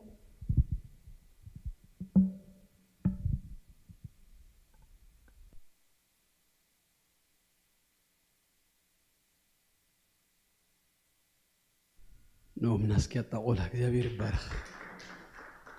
ክብርና አምላኽና ይሁን ኢየሱስ ጎይታዬ ከመይ ቀንዲኹም እግዚአብሔር ዝተመስገነ ይሁን ክብርና አምላኽና ይሁን ኢየሱስ ጎይታዬ ሓደ ቃል ክንድሪና ሎም ማልቲ ኣብዘን ዝሓለፈ ሰናብቲ ኣብ ናይ ንግሆ መደብ ማለት እዩ ሎም ማልቲ ራብዒቲ መደብና ያኔራ ብዛዕባ መለኮታዊ ፈውሲ ኢና ክንመሃር ቀኒና እግዚአብሔር ይመስገን ኣብታ ቀዳመይቲ ክፍሊ ማርቆስ ምዕራፍ 2 ዘሎ ኢና ነርና ብጣዕሚ ዝፈትዎ ታሪክ ትዝክሩ ኢኹም ምሽ ሓደ እግሩ ካብ ዝውለድ ጀሚሩ ዝለመሰ ዝሞተ ሰብሲ 4 እሩኽቱ ኣምፂኦም ናብ ጎይታ ኣብቲ ገዛ ምሰምፅዎ እታ ገዛ መሊኣ ኣላ ኣፍና ኣፍ መሊኣ መእተው ተሳኢንዋ መእተው ምስተሳእነ ገና እዚኦም ሰባት እዚኦም ኣይ ደሓን ሎም ማልቲ ኣይሰልጠን እሞ ኔክስት ዊክ ወይ ፅባሕ ነምፁ ኣይበሉን ነቲ ዘምፅዎ ኣርኮምሲ ሎም ማልቲ ክሓዊ ኣለዎ ኢሎም ወሲኖም ጨኪኖም ዝመፁ ስለ ዝኾኑ በታ ማልቲ እቲኣ ናሕዚ ቀዲዶም ኣብታ ኢየሱስ ዘለዋ ቦታ ይብለና በርባዕተ ገመድ ጊሮምሲ ጠብ ኣበልዎ እግዚአብሔር ይባረክ ጎይታ ድማ ሽኡ ወደይሉ እምነቶም ሪኡ ታቃል ደስያት ብለኒ እምነቶም ሪኡ ድረ እምነት ነይሩዎ እምነቶም ሪኡ ወደይ ኃጢአትካ ተሐዲጋተልካ ኢለው ገለ ፈሪሳውያን ድማ አቡ ነይሮም ካብ ኢየሱስ ገለ ጉድለት ገለ ነቀፋ ክደልዩ ዝመፁ ታገዛ መሊአን ከላ ዞም ሰባት ብመስኮት ብማዕጾ መእተዊ ሲኢኖም ክደልዩ ከለው ብድዲሎም እንካ ቦታና ገለ አይበሉዎን ግን ኢየሱስ ወደይ ኃጢአትካ ተሐዲጋተልካ ምስ በለስ እዚ ስለምንታይ ከምዚሉ ይጻረፍ ኢሎም ኃጢአት ዝሐድግ ዚ እሱ መን ኢሎም በተሐደ ሐቆም እዩ بديك أملاخ هاتيات كحدك دخل يلا هاتيات كنكبر كلنا نبدلون أملاخ يو يغرق لنا دخل دم أملاخ ترايو يسوع ودي هاتيات كات حديقات الكادبلوس وأملاخ سلزخونة ترايو አይን በአርዝ ገዶ ቀለኩም ይሎም ሾ አራት ካ ተሰኪምካ ኪዲሉ አራቱ ተሰኪሙ ከይዱ ዝገርም ፈውሲ ዝገርም ተአምራት ሪና ኣብ ግብረ ሐዋርያት ምዕራፍ 3 ድማ በኻልኣይ ደረጃ ኣብ ዝሓለፈ ግዜ ሪና ነርና ግብረ ሐዋርያት ምዕራፍ 3 ድማ ኣብታ ጽቡቕቲ ትበሃል ደገ ናይታ ቤተ መቅደስ ግን ጽቡቕ ነገር ዘይገጠሞ ሰብ ታ ደገ ሽማ ጽቡቕቲ እያ ኣብ ኣፍ ደገ መቅደስ እዩ ዘሎ ግን ንሱን ከምኡ እግሩ ካብ ዝውለድ ጀሚሩ ዝሞተ ዝለመሰ ሰብኣይ ነይሩ ዮሐንስን ጴጥሮስን ንጸሎት ክኸዱን ከለው ምስረኣይዎ ምስረኸብዎ ካለነ ህበካ የለን ኢሎሞ ብሩር ወርቅ ገለ ይብልናን ዘለና ግና በስም ኢየሱስ ክርስቶስ ናዝራዊ ተንስእ ምስ በልዎስ ተንሲኡ ይብለና እናተሰራሰረ እናዘለለ ኣብ መቅደስ ኣተወ ክብርና ኣምላኽና ይኹን ኢየሱስ ጎይታ እዩ እዚኣ ንመጀመርያ ግዜ ኣብ ግብረ ሐዋርያት ምዕራፍ 3 በቤተ ክርስቲያን ወይ ድማ በአገልገልቲ ዝተገብረት ፈውሲያ ማለት እዩ ኣብ ግብረ ሐዋርያት ክትሪኡ ከለኹ ኣብ ዝሓለፈ ሰሙን ድማ እጂ ክመልሶ ወይ ክደግመልኩም ኣይክእልኒ ግን ምናልባት ተዘይሪኦሞ ኣነ ኢንከሬጅ ገብረኩም ናይ ዝሓለፈ ሰሙን ዩቲዩብ ኣትይኹም ሲ ክትሪእዋ ማለት ኮምፕሬሄንሲቭ ዝኾነ ብዛዕባ ፈውሲ ንኹሉ ዘጠቃለለ ዓይነት ድማ ብደንብ ኮንደንስ ዝኾነ ነገር ሲሪኢና እጂ ኣብቲ ውሽጢ ኩሉ ዘሎ ነገር ክደግመልኩም ስለዘይክእል ብጣዕሚ ብዙሕ ነገር ስለዝተባሃለ ኣቡ ንኡ ክትሪእዎ ግና ኢንከሬጅ ገብረኩም ማለት እዩ ሎም መዓልቲ ግና ንሪኦ ሓንቲ ጥቕሲ እያ ሎም ንርኢ ኢሳይያስ 53 ቁጥሪ 5 ዘላ ሓንቲ ጥቕሲ ኢና ንርኢ ቅድሚ ናብዛ ጥቕሲ እዚኣ ምምፃእና ከም መእተዊ ብዛዕባ እዚ ክፍሊ እዚን ብዛዕባ ኢሳይያስን ገለ ነገራት ንርአ ኢሳይያስ መጽሐፍ ትንቢተ ኢሳይያስ መጽሐፍ ቅዱስ በሓፂሩ ኢሎም ገልጽዎ ብዙሓት ሰባት ንምንታይ 66 ድኸውን ምዕራፋት ኣለዎ ልክ ከምቲ መጽሐፍ ቅዱስና 66 መጽሐፍቲ ከም ዘለዎ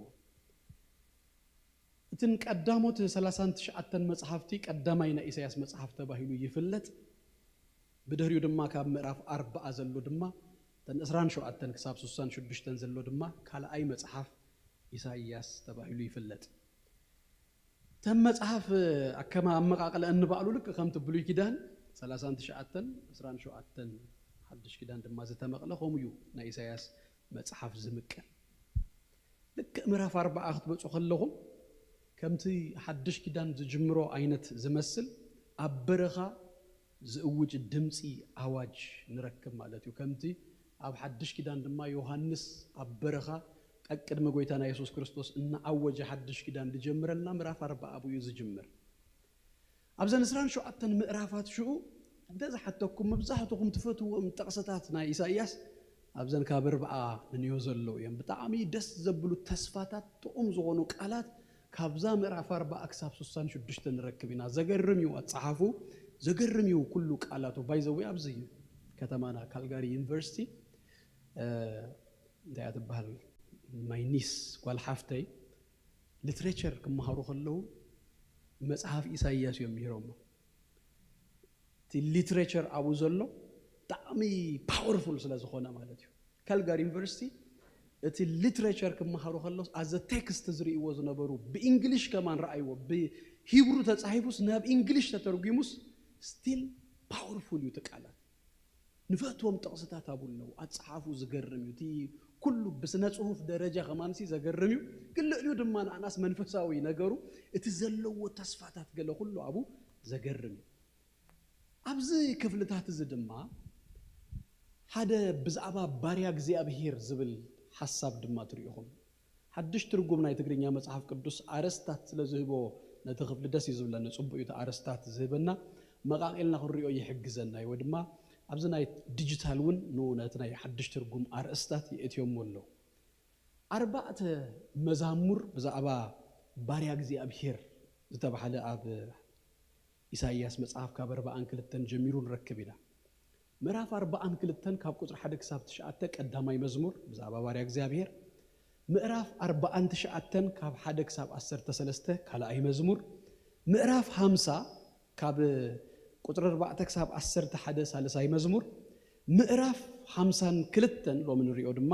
ካብ ቁጥር 13 ክሳብ 53 12 ድማ ራብዓይ ብዛዕባ ባርያ እግዚአብሔር ዝብል ንረክብ ማለት እዩ እዚ ባርያ እግዚአብሔር ኣብዚ መጽሓፍ እዚ ብዛዕባ ዲስክሪፕሽን ይዘሎ እምበር እሱ ዝተዛረበ ቃል የለን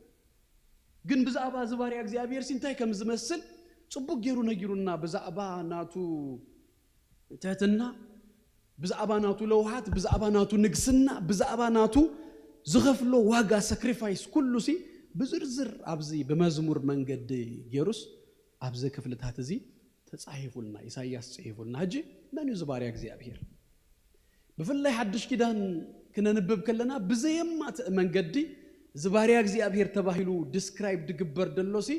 እቲ መሲሕ ክርስቶስ ኢየሱስ ምዃኑ ግልጽ ይሆናልና ቀዳማይ ግብረ ሐዋርያት ምዕራፍ 8 ተዝክሩ ይኹም ካብቶም ኣብ ግብረ ሐዋርያት ደለው ታሪካት ኣዝየ ድፈቶም ታሪክ ኣብ ግብረ ሐዋርያት ምዕራፍ 8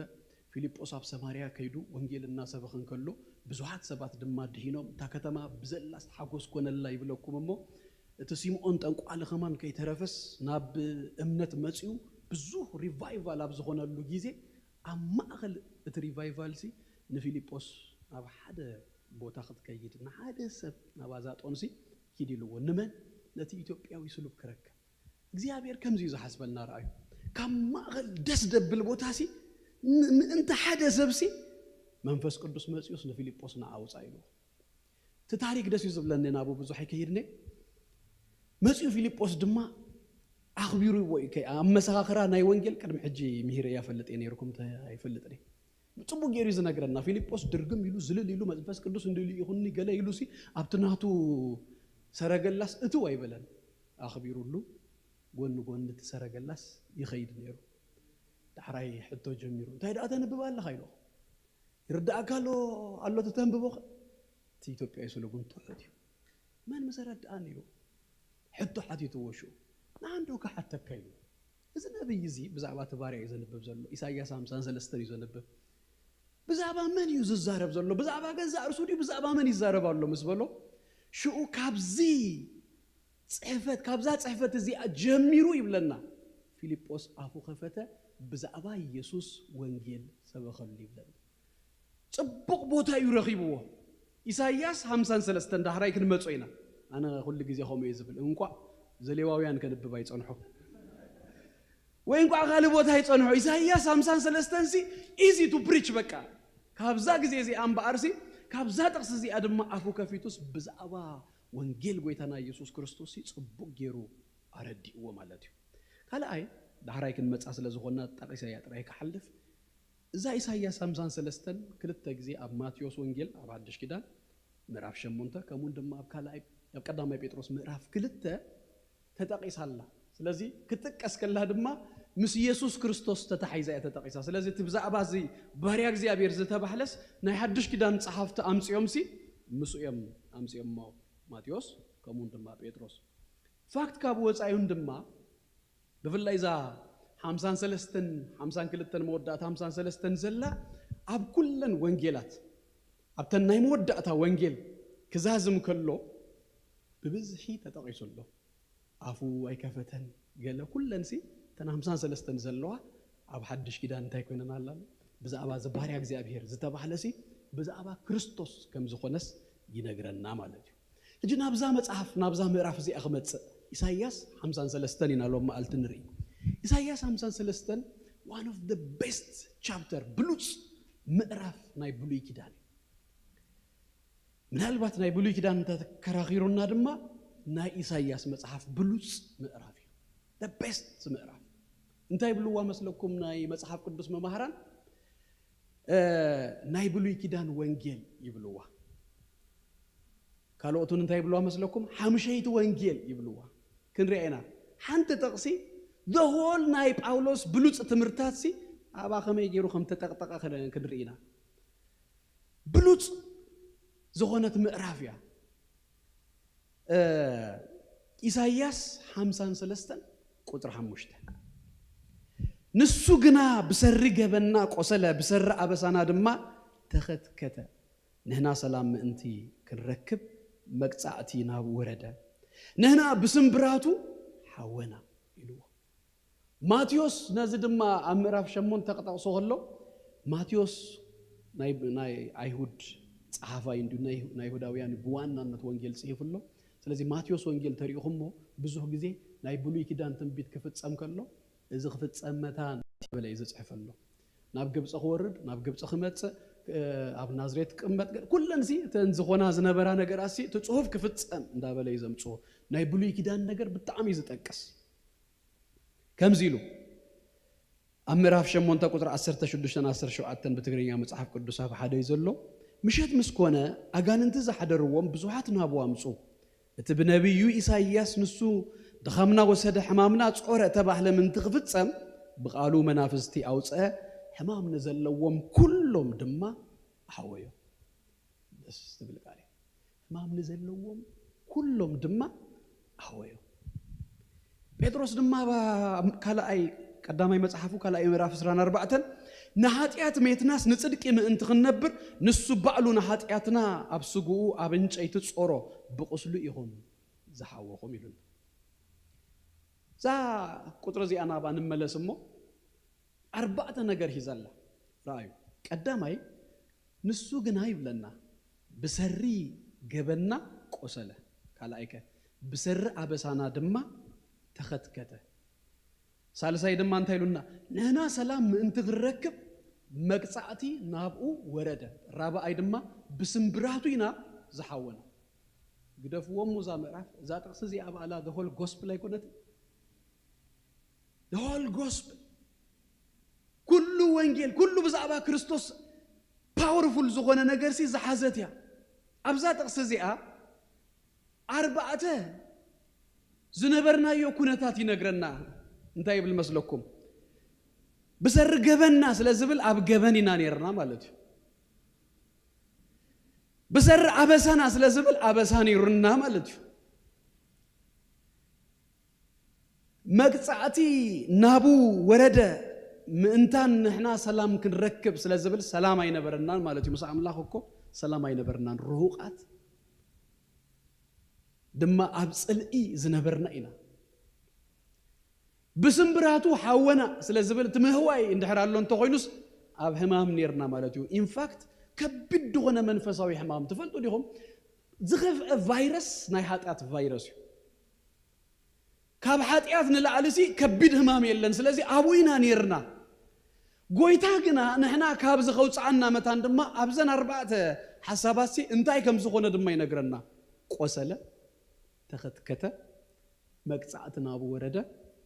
ብስምብራቱ ድማ ይብለና ስለዚ እዘን ኣርባዕተ ነገራት ድማ ኣብ ኢየሱስ ኮይነን ንምንታይ ንሕና ካብ ገበን ነፃ ክንከውን ኣበሳና ክሕደገልና መታን ሰላም መታን ክንረክብ ክንሓዊ መታንሲ ክርስቶስ ኣብ መስቀል ዝሁሉ ነገር ኮይኑና ኣብ መስቀል ዝተፈጸመ ነገር በጣም ዝገርም ነገር እዩ ኢንፋክት زعابي نا إخزيابير حيلي نا إخزيابير كلس ما بيته جلسوا أبي ترى إن دهريلكم أمسك همزان سلستان كوزر حدا كتجمر كلاسي نمسكرنتنا من أمنو كلس ما إخزيابير كنمن تجاهدلو إلي زجمر نمن يتجاهدلو أبي يتجاهدون تيلكم أمسكال جنا تناي مسكال نجرسي نقولي نتاي زمسلهم الشنت نمن تاي قونا الله نتاي سكالله إن فاكت بتعم زجر مكون جريو مسكال أبتناي مجمر يا كفلا زمن نمسكال سي وانا ناي أمنتك ملكت كتجبره صلالي مرياتو ناي تسعري النت ملكت مبر ناي مسعر يكونن عملاقي قويتاي سي أم مسكال وإلوي خاتب الدلخة سلازي بؤوس بطو بزوح انتاي قبرو لهم نيروم يلا قصو لهم نيروم انتاي دعالو أم مسكال سكال سي عملاقي تبل أم مسكال سكال سي قويتاي تبلو كما يجر كان مسكال سي ملكتاي مسكال سي ناي أمنتاي وانا ناقر تبلو يس أبويو حيلك زي أبير زتقل سكبرنا أملاخنا يقول أبويو أنتو نزبر حلو نزفل سبسي قلت سمك زي أبير أبي تجاهدو تيلكم أم مسكالو تجاهدو يسوس قويتاي إنها تسعرنا مسلس كنا ناي مودعتها سيرو نادغمه نامسلس أمود نايمود دعت حيلن أو تنسي أو يترخيو إخزيابير نبزلو مدري نقولو يونيفرس كفتر مسحف قدوس كم زبرنا بس عبدو يفتيروا إسرائيل كاب جبس خوصهم بحيال إيدو يبلنا نعين أخذكم من قلنا بزي سلام نابز دهنة كم سعنا نحدا ودو كلن تنو يبو عمسك قلبك كلن تنو يسوع يبونا أبز خمس بلنا قصلة تاخد كته مقطعتنا أبو ورده بسمبراتو يبلنا إذن كلن نجراسي عمسك قل تفتسمه أنت عمسك قل زتفتسم نجرزي أبي إسحاق 53 زنجرنا بسجا زبطه مكرة جن أقفح نبلمو يسوع كريستوس أبتا مسكال ultimate price هو كافيل لنا جن بمسارته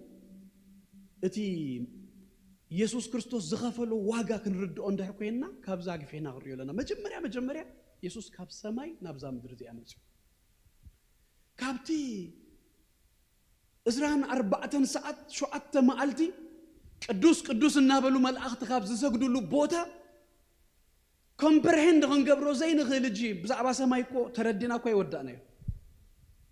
بزعبا سمايكو خمي كم زغونسي جنا يفلتنا يون طعم نايتي ناي سماي نايتا تمص حايلسي طعمينا نشتي بمانكي اينتينا طعم نمبر we don't even yet understand it جن نتكبرت حاديغوسي نابزا مدرزي امچ نابزا زودقت فنفنت مدرسي ملك باريا وسيدوس ጎይታና ኢየሱስ ክርስቶስ ሰብ ኮይኑ መጽኡ ካብዚ ዝጅምር አባናሲ እስኪ ስለ ሕብረተሰብካ ስለ ህዝብካ ክትብል ካብዛ ጥዕምቲ ካናዳሲ ናብ አድኻ ተመለስ ተንበሃልሲ ናይ መምላስ ክስታይ ዘለናስ ክንዴ አይኮውን ማለት ክንዴ ጣይስና ዝመጻናሲ ካባይ ጀሚርኩምሲ ጽቡቅ ደግነና መጽኢና ክንመለስ አይንደሊን ካብ ካናዳ ናብ ኤርትራ ወይ ናብ አፍሪካ ይደብል ደለኹ አብዛ ምድርን ምድሪ ኢየሱስ ግን ካብ ምድሪ አይኮን እንደብል ደለኹ ኢየሱስ ግን ካብ ሰማይ ካብትክን ገልጾ ዘይንግእል ክብሪ ዘለዎ ቦታሲ ንሰብ ከድሕን ክብልሲ ናብ ምድሪ መጽኡ ካብዚ ዝጅምር ዳራይ ከመጽኡ ብሰብ ተዋሪዱ እሱ ብዝፈጠሮ ሰብሲ ንሰብ ናይ መወዳእታ ንእቀት ከኢኻ ተሪኦምሽ ጡፍ ሓደ ቆልዓ ሓደ ግዜ ኤርትራ ከይዱ መጽኦምሲ ክልተ ኣሕዋትዮም አይንፋ نقول أبز أفدقني رسالة من دامك بسبب داوود وخلوس كمين يرو إرترائيل يوم توم قولت جحانت حفت الأمة عدد دما وفتي غير تقول ما تشي ما سمرانا قال إلى الطولة تقولها نو إلى تقولها قال أي ما أنت غمانا يكيرني يبلنا تاكوين كيلنا يو قولت توفي لهم لي كلبي نغيسوني بأمني حريمو مني هجتا تا إرتراسي قال عينت سأليه ما يأتيهم له طوف سي السوز أبز عدغنا عب خلص في الصم زي حسبونا قريا عب تدمر أين خدناه أنت هيك بلاكم من إيش نابزه مدرزي أمس يوسي قويتنا يسوع كريستوس بسبب طوف تباهله توارد كندي زي تبحله أبو براويان مراف 10 خلته كندز أكل متصرارسي كابسب نتاي يروي بلنا تعجز متصرار كابسب እሱ ዘፈጠሮ ሰብ ከድኖ ይሉ ዝሞተሉ ዘሎ ሰብሲ እና ላገጹሉ እና ጸረፍዎ እና ቀጥቀጥወስ ነብይ እንድሕር ኮይንካስ መን ከም ዝሐረ መካበል ንገረና እና በሉስ ክንደይ ነገር ኮይኑ ማለት እዩ ታናይ ስጋ ስቅያት ድማ መስቀል ጥራይ ደይኮነስ ኃጢአት ነፍስ ወከፍ ሰብሲ አቡ እንታይ ገይርዎ አምላኽ መስልኩም ጻአኑ አቡ ደቆ ይብለን ኃጢአት ነፍስ ወከፍና ካብ ዓለም ካብ ዝፍጠር ጀሚሩስ ክሳዕ መወዳእታ ዘሎ ናይ ሰብ ኩሉ ኃጢአሲ ኣብ ኢየሱስ ተጻይ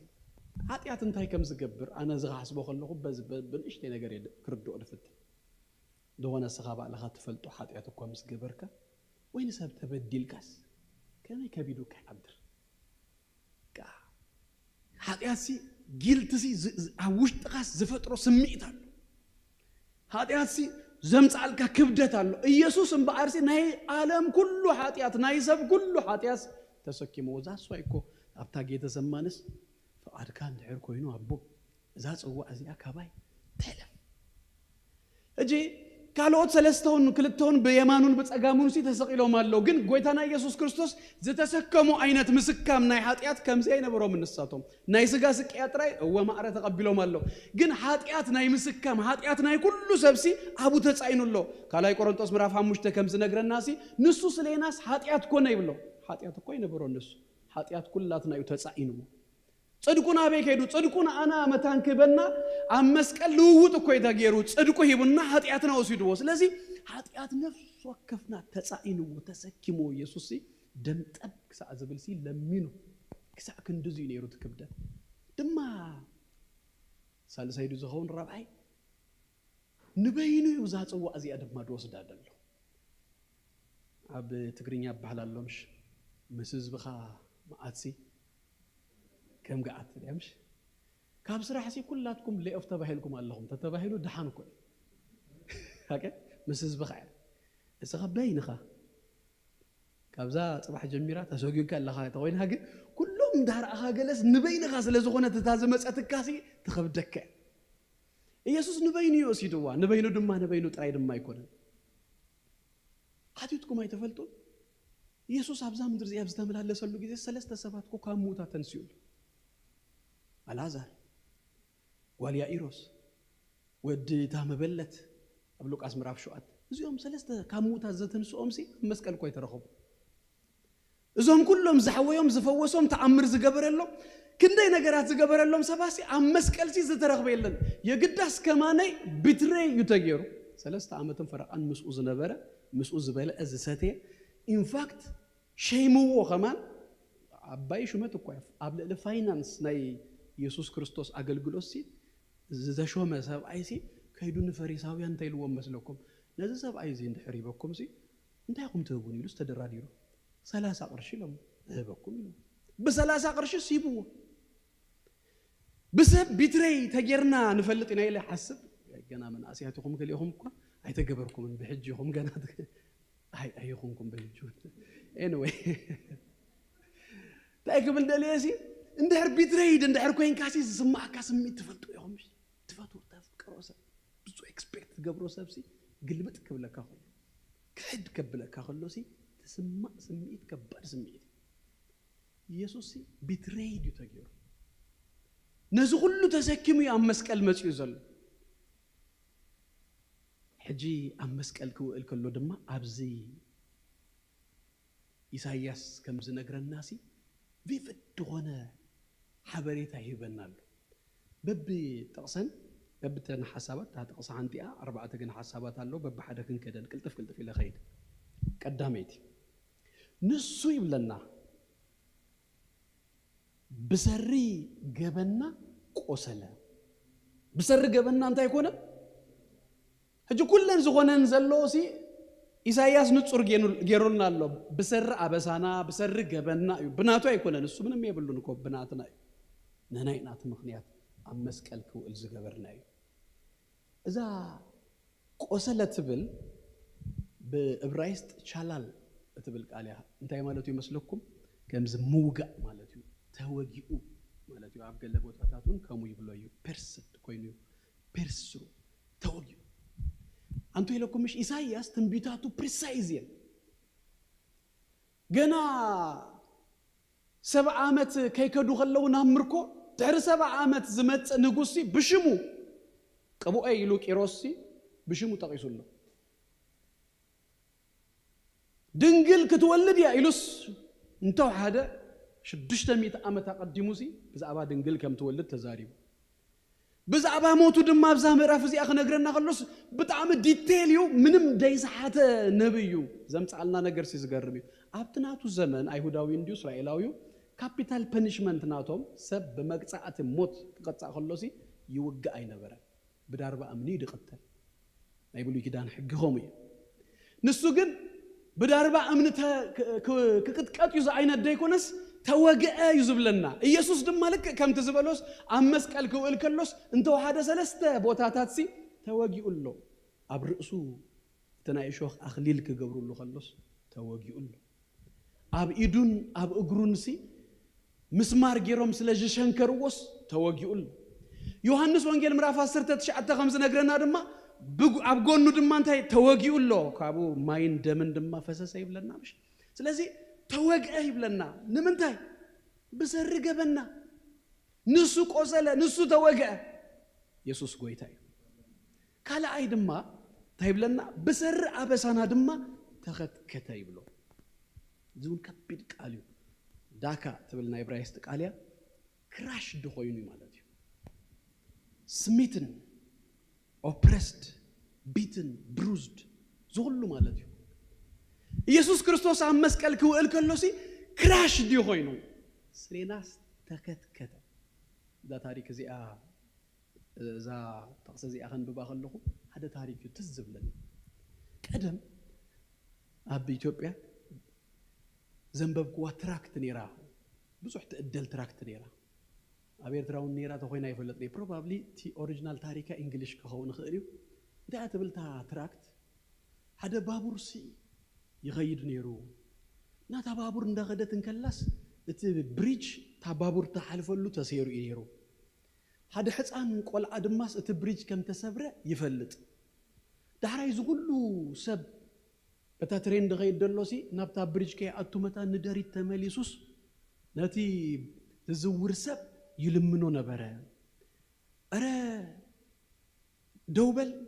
ናብዚ ብሪጅ እዚ ከይተኣቱ ከይተጠፍእ እንዳበለስ ይልምን ነይሩ ግን እቲ ብሪጅ ዝዝውር ኣተባ ትሬን ዝዝውር ሰብ ኣይሲ እንታይ እዩ ዝብል ዘሎ ዝቆልዓ ኢሉሲ ክሰምዖ ኣይፈተወን ስለዚ ስቂልዎ ነፂግዎስ መንገዱ ቀፂሉ እዚ ምስኮነቱ ቆልዓሲ ዝኩሉ ሰብ ክጠፍ ኢሉ ኣብ ተባቡር ብዙ ዓይነት ሰብ ዘሎ ገሊኡ ሰብ ይበልዕ ይሰቲ ገሊኡ ኩሉ ዓይነት ላይፍ ሲ ይቅፅላሉ ዳሕራይ ዝኩሉ ሰብ ካብ ዝጠፍእ ኢሉ ዝሕፃን እዝስ ኣብቲ ሓዲድ ንገዛእ ርሱ እተወ ይብል ታሪክ ዳሕራይ ኣብቲ ሓዲድ ምስ ኣተወ እታ ባቡር ብልዕሊኡ ኸይዳ ንሱ ኣባ ክራሽ ተኾይኑ እታ ባቡር ግን ካብቲ ናብ ብሪጅ ካብ ምእታውሲ ኣድሓና ዝብል ትራክት እዩ ጎይታና ኢየሱስ ክርስቶስ ንሕና ናብ ሲኦል ከይንኸይድ ንዘለዓለም ኣብ ልዕሊና መቅፃዕቲ ከይመፅእ መታንሲ ንሱ ብሰሪ ኣበሳናስ ተኸትከተ ይብሎ ንጹር ስእሊ ዝህበና ኢሳይያስ ኣብ መስቀልሲ ስለና እንታይ ኮነ ንሱ ተኸትከተ ክራሽ ድኾይኑ ንሱ ተቐጥቂጡ ንሱ መታን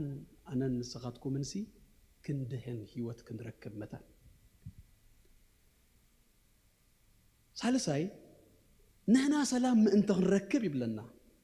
መቅፃዕቲ ናብኡ ወረደ ይብለና ንሕና መታን ሰላም ክንረክብሲ መቅፃዕቲ ናብኡ ወረደ ንሕና ርሑቃት ጥፉኣት ኢና ነርና ምስ ኣምላኽሲ እርቂ ኣይነበረናን ሰላም ኣይነበረናን ምስ ኣምላኽ ሰላም ክህልወና መታንሲ ጎይታና ኢየሱስ ክርስቶስ መፂኡ ኣብ መስቀልሲ እቲ ናይ እግዚኣብሔር ቁጣ ዘበለ ኩሉሲ እቲ ኩሉ መቅፃዕቲስ ንሱ ተቐቢልዎ ኣቡ ወሪዱ ተቐቢልዎ ንሱ ኣነ ንስኻትኩምን ካብ ናይ እግዚኣብሔር ፍርዲ ካብ ናይ እግዚኣብሔር መቅፃዕቲሲ ክንድሕን መታን ሕጂ ጎይታና ኢየሱስ ክርስቶስ ሰላም ኣምፂኡልና ጳውሎስ ብሉፃት መልእኽታቱስ ካብዛ ኣብዚያ ጥቕሲ እዚኣ ዘላ ፍንጭል ኢላ ዘላ ሳለሰይቲ ሓሳብሲ ብዙሕ እዩ ኣብዚ ዝዛረብ ጳውሎስ ሮሜ እንተሪኢኹም ምዕራፍ 5 ቁጥር 1 ሮሜ ብምልእታውን ከምኡ ዓይነት ሓሳብ እዩ ዘለዎ ምዕራፍ 5 እምበኣርሲ ብእምነት ካብ ጸደቕናስ ምስ ኣምላኽ ብጎይታ ኢየሱስ ክርስቶስ ሰላም ይሓልወና እዩ ጽድቂ ምስ ኣምላኽ ሰላም ዝመፀሲ ክርስቶስ መቅፃዕቲ ኣብኡ ስለ ዝወረደ ኣብ ልዕሊኡ እቲ መቅፃዕቲ ስለ ዝወረደስ ንሕና ሰላም ረኺብና ኢየሱስ ክርስቶስ ጎይታ እዩ ሰላም ዘሎና ኮይና ምስ ኣምላኽ ተኣሪቕና እርቂ ዘሎና ኮይና ቆሎሴይ ምዕራፍ 1 ቁጥር 20 ድማ ብኡ ብደም መስቀሉ ሰላም ምስ ገበረ ከዓ ነቲ ኣብ ምድሪ ዘሎን ኣብ ሰማያት ዘሎን ዘበለ ሁሉ ንርእሱ ኣተኣሪቑዎ ይብለና ንርእሱ ዘተኣረቆ ሰላም ዝገበረ ጎይታና ኢየሱስ ክርስቶስ ኣብ መስቀል መቅፃዕቲ ኣብ ወሪዱ እዩ ኣብ ኤፌሶን ምዕራፍ 2 ድማ ኤፌሶን ናይ ጳውሎስ ዝበለፀት ትምህርቲ ወይ ድማ መልእኽቲ ኣትበሃል the crown of ፖልስ ኢፒስትል يمزبلوا ምዕራፍ ክልተ ድማ ኣብታ ክራውን ዘላ ዳይመንድ ተባሂላ ትግለጽ ምዕራፍ ክልተ ህዝቡን ዝተፈላለየሲ ሓደ ከም ዝገበሮ ነተከልካሊ ቀጽሪ ከም ዘፍረሰ ይዝዛረብ ግሪካውያን ንአይሁዳውያን ይነቁ ነይሮም አይሁዳውያን ንግሪካውያን ይነቁ ነይሮም አይሁዳዊ ክጽሊ خلص كما أحزاب سلازي جبر كان نبلة يزلنا نحاد أحزاب سي زنبرو نقط فلوتيو نبيت مقدس زغنا أحزاب سي كأتوا يكلنيو كسا زتوسنت كل زمان تبدأ حريوسي كقرب أيجبؤني نير غريكاويانون نساتهم سلطنات إلهم نجز أرسهم سلا زحسبوا دايم زبلو مسلكم باربيريك قال لك بحال سميهم اللهمش هجي انتايو كاله تزبلت أو عنقوا غريك زبلت بحالي ناي غريك قال سلا زبلو كاله سب كزارب كله سموه تايز باربار دبل كاب زبل قاليا مزياتا باربيريان إذا باربيريان يو uncivilized يو كمو يوم زبلو نيرو نا أيهودا وين تخونون سي باربيريان يو نوع نا باولوس أب إفسون مراف كلتس انتهي لنا مسلكم نز كلتس حتى أريعوا يبلن دعراي كابز كلته هذا سب غيرو هذا سب سريو دما بحدا بمعرض ما يهود قديمهم وي غريكاويان قديمهم وي احزاب تقدمنا وي ايهوداويان قديمهم ايكونن نغلطيو مسا تعرقه بحدا غيرو دماس مسبون تاي غبرنا اتعرقنا نتوم روحو زنبرو سلام سبخلهم قريبهم نزنبرون سلام سبخلهم نسو يبلنا سلامنا ايو كبرنا املاخنا يقول نتوم كلت حدا زغبرس امنغو زنبره كلكال قطرون زفرسه سلامنا ايو يسوع كريستوس غويتايو يسوع سلام ايو نبلسكي يسوع سلام ايو نسالساي غزي يسوع سلام ايو امين يسوع سلامنا زخونه غنا نحنا سلام انت ركبسي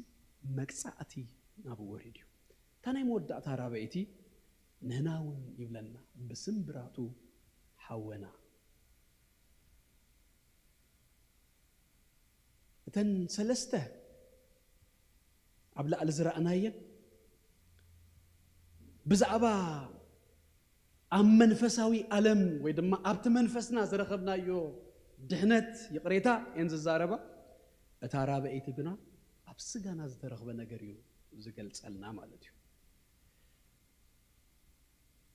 አመስቀል ጎይታና ኢየሱስ ክርስቶስ ክስቀል ከሎ አመስቀል ዘምጻልናሲ መንፈሳዊ ነገር አለው ድማ ስጋዊ ነገሩን አለ ኢንፋክት መስቀል ካብ አምላክ ዝረኸብናዮ ዘበለ ሁሉ ጽቡቅ ነገር ሰናይ ነገር ሲ በመስቀል ይነረኽዩናዮ በመስቀል ይመጽዩልና ስለዚህ ነህናውን በስምብራቱ ድማ ይብለና ሐወና አብ ብሉይ ኪዳን ከምዛ አይነት ትእዛዝ ነይሩ ሰብ ክግረፍ ከሎ لأن 40 دحر غريفمو ابو خلو خموت سلا زخيلسي اب زداغم مراف 15 قطو 3 لكم 40 غرفو حلفا اتو قزري ابزيون تغرفو يبلنا هاوها اب قدما عينخا كي حاسر كابو ايبزاح ስለዚህ ካበርባ አንድ ህር ሐሊፉሲ ከገርፉ ወخلوስ ቡጌሩ خموتን ይخيلዩ ኢሎም ስለዛ ሐስቡ ምጥንቃቅ ይገብሩ ነይሮም ነዚዩ ጳውሎስ በዛባ ግርፋቱ ክዛረብ ከሎ በዛባ መቅጻቱ ክዛረብ ከሎሲ ኣብ ካላይ ቆሮንቶስ ምዕራፍ 10 ሓደ ቁጥር 4 በአይሁድ ይብለና ሐሙሽተ ጊዜ ነርባአ ሓደ ጎደል ይብለና ተገሪፈ ይብለና 39 ጊዜም ዝገርፉዎ ዝነበሩ ምክንያቱም ምንታዩ 41 ድሕር ሐሊፉሲ ከመው ስለዝኽእል ከቆጽሩ ከለው ከይጋገይሎም 39 ጊዜ ይገርፉዎ ነይሮም ኢየሱስ ክርስቶስ ከገረፍ ከሎ በአይሁዳውያን አይኮን ብሮማውያን ስለዚህ ታ40 ሲ በምልእታ ያተ ተዋሂባቶ ደና ኢየሱስ አብዙባኑስ ቅድመ መስቀል አብ መስቀል መውአሉሲ እንታይ ኮይኑ ተገሪፉ ተቀጥቂጡ ከገርፉዎ ከለው ድማ አጽም በዘለዎ ድማ ሐጺን በዘለዎ ጮግራፍ በቆርበት ድስራህ ተገሩሲ አብዙ ዙባኑስ እንታይ ይግበር ይቀጥቀጥ 40 ጊዜ the passion of Christ ትብል ሙቪ ይሁን ማለሆምሽ መል ጊብሰን እንደሰርሐ ጊብሰን ይመስለንምሽ እዛ passion of Christ ክትወጸኸላ ሰዓትኩም ቆሎት ይሆማና I remember ብዙሕ ዜናታት እዩ ነይሩ ብዙሕ ዘረባ እዩ ነይሩ ሓደ ብጣዕሚ ክስታይ ጌርካዮ ግራፊክ ኮይኑ ኣጋኒንካዮ ኣይሁዳውያን ሲ ክንጽላ ኢና ኣብ ዓለም ሲ ጽልኢት እዩ ዘምጽኣልና ዝሙቪ ዚ ኢየሱስ ከምዚ ኮይኑ ክረአ ከሎ ሲ ኣባናስ ብዙሕ ክስታይ ዘምጽ ኢሎም ሲ ብዙሕ ተቃይሞም ወይ ዝገርመኩም ግን እቲ ኣብ ኢየሱስ ክርስቶስ ዝኾነ ነገር ሲ ከማን ከም ዘለዎ ኣይተገልጸ ኢንፋክት እቲ ዝሰርሖ ሽሙ ረስኤዮ ኣክተር ጽቡቕ ወዲ ዋላ ተገሪፉን ተቐጥቂጡን ከሎ ሲ ትጽባቂውስ ከም ዘለዎ እዩ ኢሳይያስ ከነግረና ከሎ ግን ዘብህግ ድሪት ኣይነበሮ ምንም ጽቡቕ ነገር ሲ ኣይነበሮን ምስተቀጥቀጠ ከም ዝበልኩኹም ሓጺን ብዘለዎም ዓጽሚ ብዘለዎ እዩ ዝግረፍ ዘሎ እንጂ ኣብዚ ጥራይ ይሕረም ገለ እኮ ኣይኮነን ኣብዚ ጭጉራፍ ከተንደር ተስሉ ኣብ ዙና ሓርመካ ኣብ ኩሉ ከይዳ ሓርመካ ኢየሱስ ተቀጥቂጡ እኮ ሓይሉ ሁሉ ወዲኡ ትፈልጡ ዲኹም ታ መስቀሉ ተሰኪሙ እኮ ቀራንዮ መብጽሕ እኮ ኣይከኣለ ኣብ መንገዲ እኮ ወዲቑ እዩ ናይ ኣርማትያስ ሰብኣይ ስምዖን እኮ ንዓ ተሰከም ተባሂሉ ስሱ ኣብ መስቀል ኣብታ ቀራንዮ ኣብጽሑሉ እምበር ኢየሱስ እኮ ኣይከኣለን ከብጽሓ ከማነ እንታይ ብል መስለኩም ኣብ መዝሙር 129 ቁጽር 3 ሓረስቶት ኣብ ዝባነይ ሓረሱ ትልምታቶሙን ኣንውሁ እዚ ዝባኑ ይባሃል ወይ ሓቂ እዚ ዝባኑ ሲ እንታይ ገይሩ ተሓሪሱ እዩ ኩሉ እናተሰደን ከሎስ ቡጅል እንዳበለስ ዓጽሙ እቲ ሓጺን ስጋታቱ ቆርበታቱ ሁሉ ሲ ተወሲዱ በስምብራቱ ሓወና ይዝብለን ጎይታና ኢየሱስ ክርስቶስ እዚ ሁሉ ዋጋ ደኸፈለ እዚ ሁሉ ነገር ዝተኸትከተሲ እዚ ሁሉ ዓይነት ከቢድ ናይ ስጋ መቅጻዕቲ ኣብ ልዕልዩ ዝመጸሲ ንምንታይ ተይልኩ ንኣና ከድህነና መጣ ታ ኣውራ ኣብ መስቀል ዘውዓለቶ እዚ ሁሉ ነገራት ድማ ቅበል ዝገበረቶ በዚ ሁሉ ክሓልፍ ከሎስ እተን ሚስማር ኣይኮነን ሂዘሞ ፍቕሪ ሂዝዎ ሙራድ ስኢኑ ኣይኮነን ሓይሊ ስኢኑ ኣይኮነን ግን ፍቕሪ ግዲ ኢሉ ስለዘፍቀረና ፍቕሪ ግዲ ስለ ዝበሎ ግን ኣቡ ውኢሉ ከቢድ እዩ ሓሲብኩም ኣለኹም በዛ ሓንቲ ሚስማር ኣብዚ እግራ ሓንቲ ሚስማር ሰለስተ ሚስማር ሲ ኣብ እንጨይቲ ተሸንኪርካ ክትጥልጠል ከለኻ ኣቡ ናይ ኩሉ ክብደትካ ሲ ኣብዘን ሚስማር እዩ ዘሎ ነርቭኻ ሁሉ ዝጎትት እዩ ኢንፋክት ሓደ ዶክመንተሪ ቅድሚ ሕጂ ሪኢ ኣለኹ ኣብ ሓደ ክሊኒክ ሓደ ሰብኣይ እዚ ብዛዕባ ኣብ መስቀል ሰብ ክውዕል ከሎ ሲ ዘሎ ነገር ከጽንዕ ኢሉ ጀሚሩ ጎይታ ደፈልጥ ሰብኣይ ኣይኮነን ዓጽኒዑ በቃ ዲቴል ኢየሱስ ዝኸፈሉ ዋጋታት ገለ እንዳበለ ምሰጽነስ ዳህራይ ናብ እምነት ይመጽ አንበረብል ዝኾነ ክስታይ ክትቋቋሞስ በቃ ክትጾሮ ደይ ትኽእል ከቢድ ዝኾነ መቅጻዕት እዩ ጎይታና ኢየሱስ ክርስቶስ ተቃጽዩ እዚ ሁሉ ዝኾነስ ፍቕሪ ግዲ ኢልዎ እዩ ከም ዝበልኩኹም ንምንታይ እዩ እንታይ ኢልና ታራበኢት ትነግረና ሲ ብስምብራቱ ሓወነ የስ እቲ መንፈሳዊ ምህዋይ ሓወነ بسجاون دماغن حوي مثلا من كله ناي حمام ناي كله ودكات ناي كله عينات نجراسي حاتيات يا ناي مجمرة ناي عدم ودكات يا مسيا يسوع عم مسك الكول كله سولوشن كركب متانيو بس إنك حاتيات دمه سعبينات وزمت كله حمام بلوه جل كله نجرات دمه متان نسون فوس كركب سلازيو بسمبراتو حونا زبلنا እግዚአብሔር ይባረክ ኢየሱስ ጎይታዬ በዝኹን ወደ ልክ ናብ እምነት ክንመጽእ ከለና መንፈስና ሹኡን ሹኡ ታይረኺቡሎ ተፈውሱሎ ምስ ኣምላኽ ተኣሪቑሎ ይቕረ ተባሂልና ኣለና ነፍስና ከምቲ ሮሜ 12 ዝብሎ ንሕዳስ የድልያ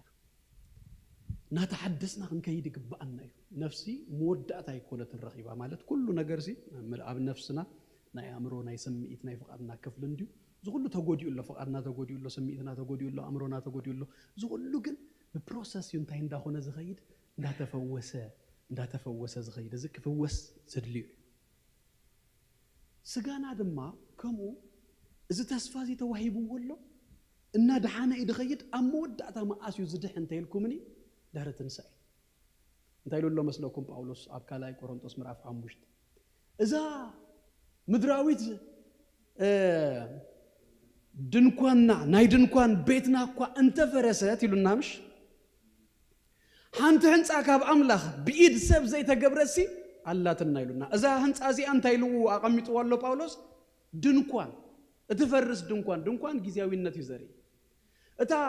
بإيد سب زي تقبرت كن هنس أيلو هنس أدمك قوامي نجري زري إذا فراسيت يا حواتي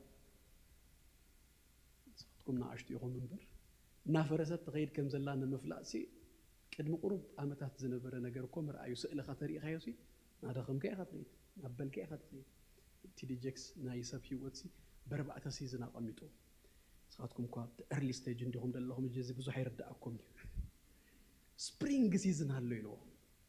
نجرسي زبق للو مالتي من أسيك اللغة جنا عشتو قالوتسي ودن قالن بحدا يوم دمسلوش جند حرق قرب جزياتسي ناي قال قال نجراسي يبقى spring يمتصل مالتي لكا season سي كمو ناي early stage كاسي كمو يبقى دحراي دما سمر يخون دادمكا تغيد الناس أبكا تغيد ستيج زي يقوم زلو ناس أبكا جناي ترسو فول دما دبهاري ماتي شاغرو خانه بقالوس يودق تركي قالت زي كيركا فول مخانوسي نغرك الله إذا قرب ديو قالس كله سي ndaودق امص صباقون انتي يخوني سبسي انت بلي دحراي غنا بوينتر خيد انت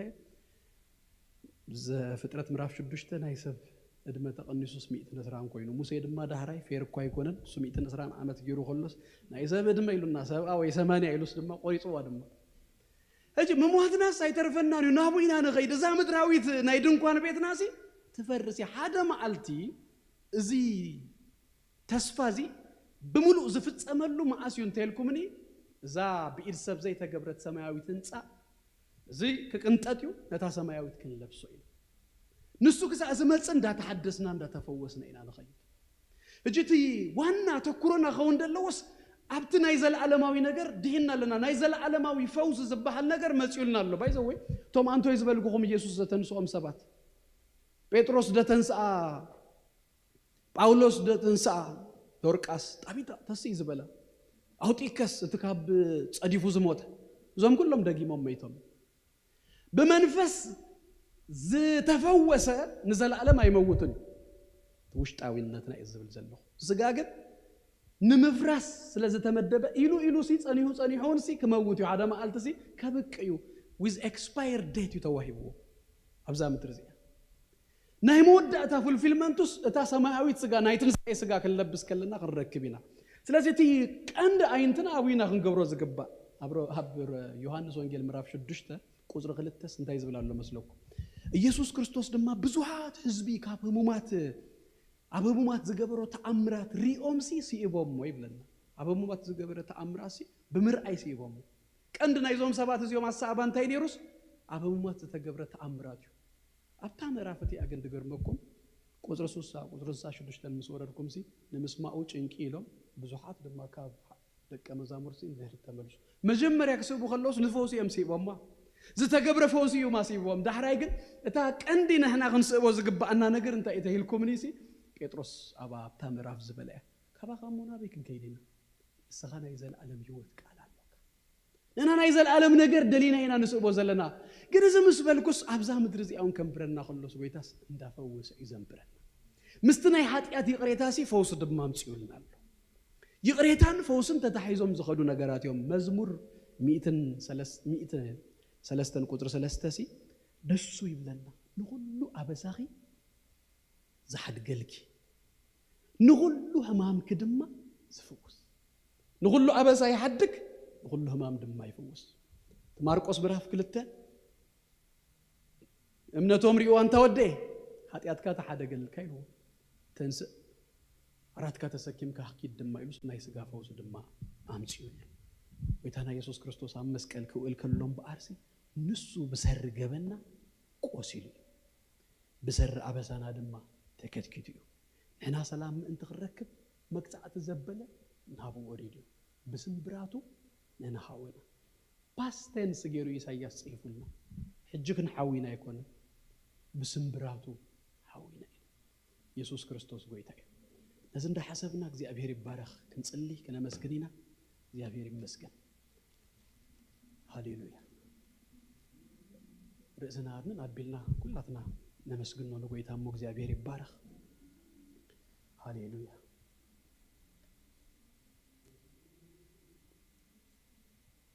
ለዚህ በመሳብ ድማ ንስጋን ደሙን ክንወስድና እግዚአብሔር ይባረክ ሃሌሉያ ሃሌሉያ ካብዘለና ያስኪን ተሰሙ ንጎይታ ንባረኮ እግዚአብሔር ይባረክ ሃሌሉያ ሃሌሉያ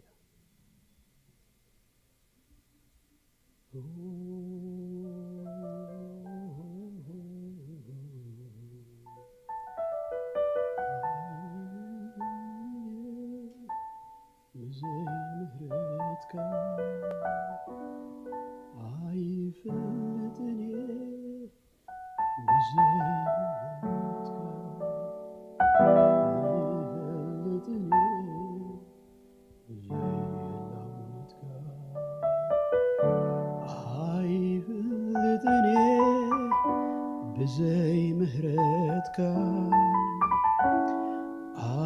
عيفلتني بزي لوهاتك أنا يفلتني بزي لونتك عيفلتني بزي مهرتك عيفلتني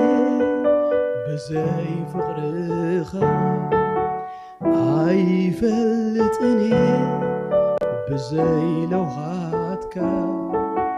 أنا يفلتني بزي سناينتك يوات يا بالليل بزي لونتك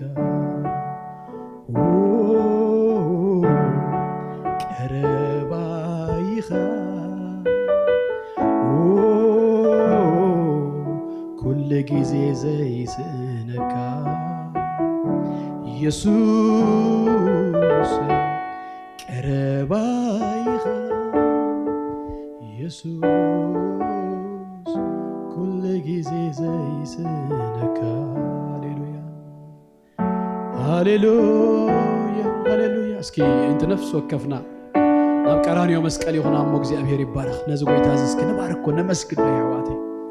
ክብር እንደሃብናዮ እንዳመስገናዮ እስኪ እግዚአብሔር ይባረክ ሃሌሉያ ሃሌሉያ ሃሌሉያ ناب قرانيو مسقل ስለና ዝሞተ ዝቆሰለ ዝተከተከተ መቅጻዕትና አቡ ዝወረደ ኢየሱስ ናጠመትና እስኪ ነመስግን ነው እግዚአብሔር ይባረክ ሃሌሉያ هاليلويا هاليلويا تفاسين العلي عزيخات تقرب مفكري كاب تفاسين العلي عزيخات تقرب مفكري الروب زخويلو قلت سبب فوق الروب زخويلو قلت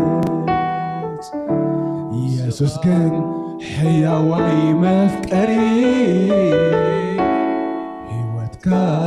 بمحلاف قليز كافري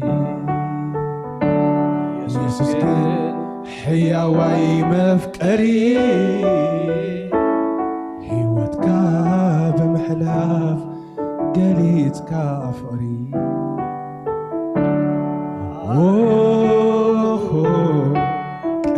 قربايخا كل جزء زي سأنك يسوس قربايخا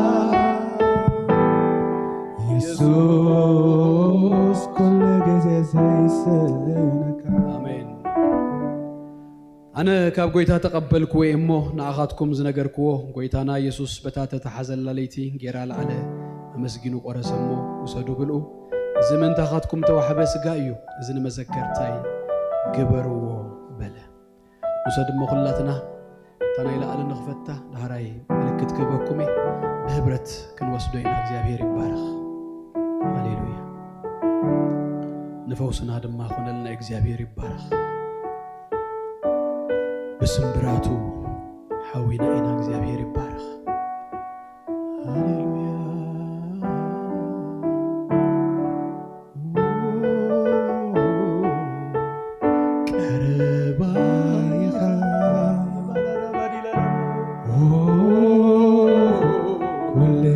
زي سأنك يسوس قربايخا يسوس كل زي سأنك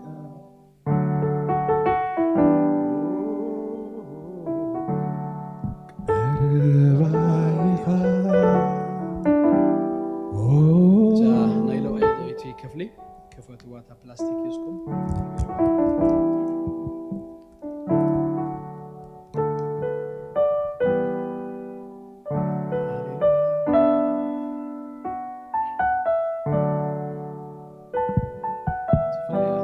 تاب بملئ هذا يكونس لا على زل لاستيك تخفيتكم أخبار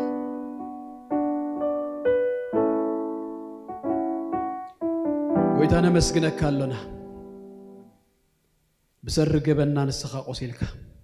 بسر عبسنا دم نسخة تختيتك هنا سلام متى نركب مقطعتي نبخا ورده أمسك ألسلست قرسلنا سجا الزنا نمسجنا كلنا نمحواي نفوسي نهايلي خوننا دما بأمنة نوصل لنا بقويتها بكريستوس يسوع آمين كلنا بأمنة نوصل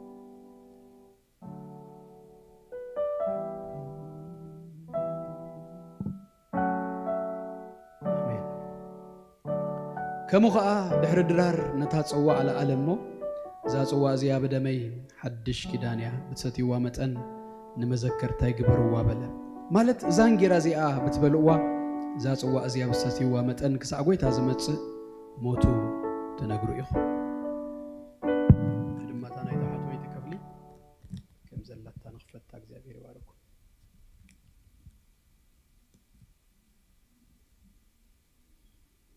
ويتانا مسجنك كالونا حدش كدان بدمكا سلزلونا سمكا يبارخ سمكا تصوينا ديهنا إنا ناتكا خوينا إنا تستقبر لنا دما بمذكر تمليسكا خم تمتصون إنا حسبنا دقيمكا كم توسدنا إنا حسبنا ويتا بأمنة لومي دمكا نوسد أمن فساوي هوتنا يخونا بسجانا متعاين بإيسوس كريستوس حيلين يقبرلنا بشم يسوس كريستوس بأمنة سدوا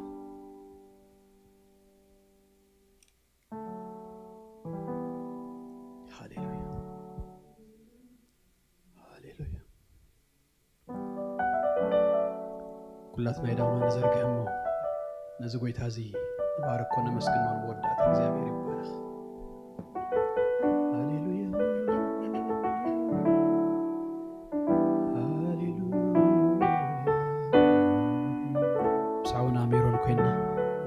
ጊዜ አምላክና ሆይና በዝማሬ እግዚአብሔር ይባረክ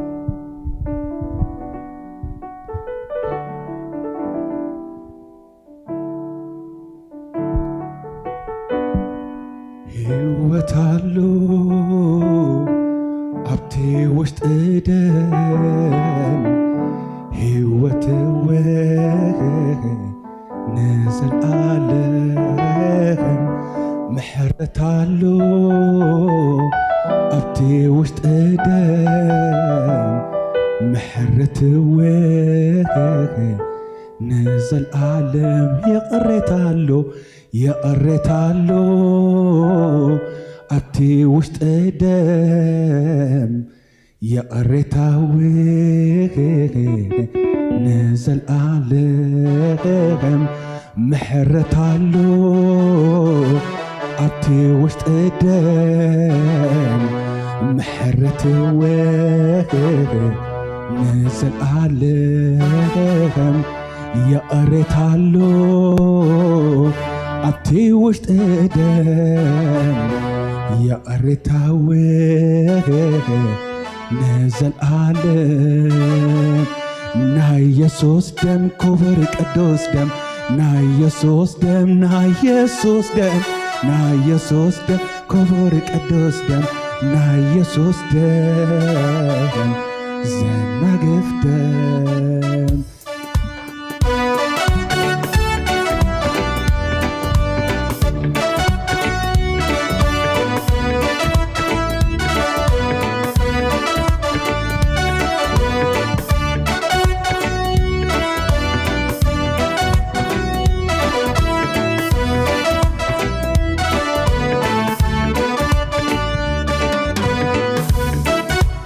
طيبو غيرني أي ولدو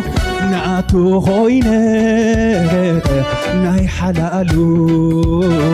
زي تسريبك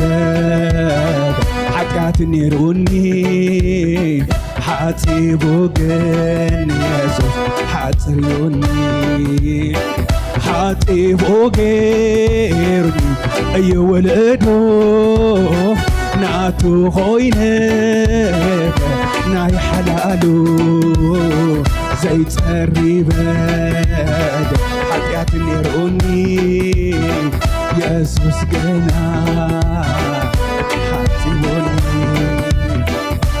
نا يسوس دم كبر قدوس دم نا يسوس دم نا يسوس دم نا يسوس دم كبر قدوس دم نا يسوس دم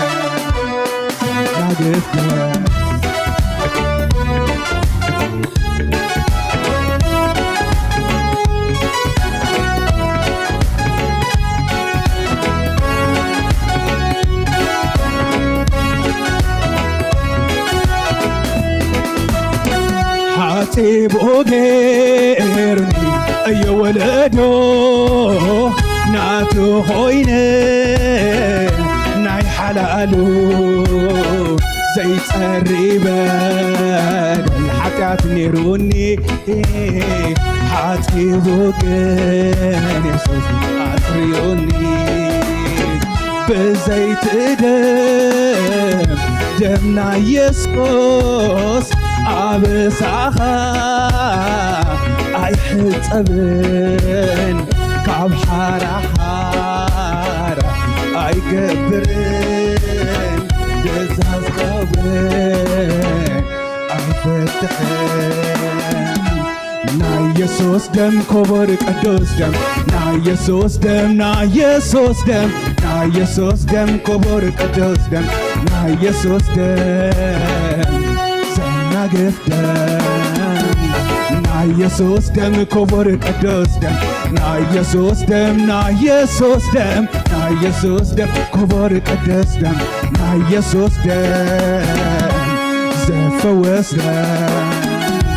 نا يسوس دم كبر قدوس دم نا يسوس دم نا يسوس دم نا يسوس دم كبر قدوس دم نا يسوس دم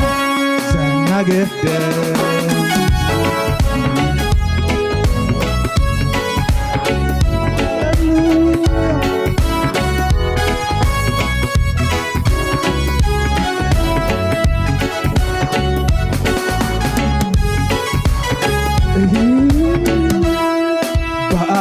نفسي عارفة الله تدل عدلا كسينا الله بأخا نفسي عارفة الله تدل عدلا كسينا يا باه باه باه باخيلوا دس دس دس دسيلوا باه باه باه باخيلوا دس دس دس دسيل اسكز عرف باخا نفسي عارفة الله تقرل أديلا كسينا الله باخا نفسي عارفة الله تقرل أديلا كسينا الله دس دس دس دسيلوا باهيلوا دس دس دس دسيلوا باه باه باه باخيلوا باخا نفسي عارفة الله تقرل أديلا كسينا الله باخا نفسي عارفة الله تقرل أديلا كسينا الله باه باه باه باه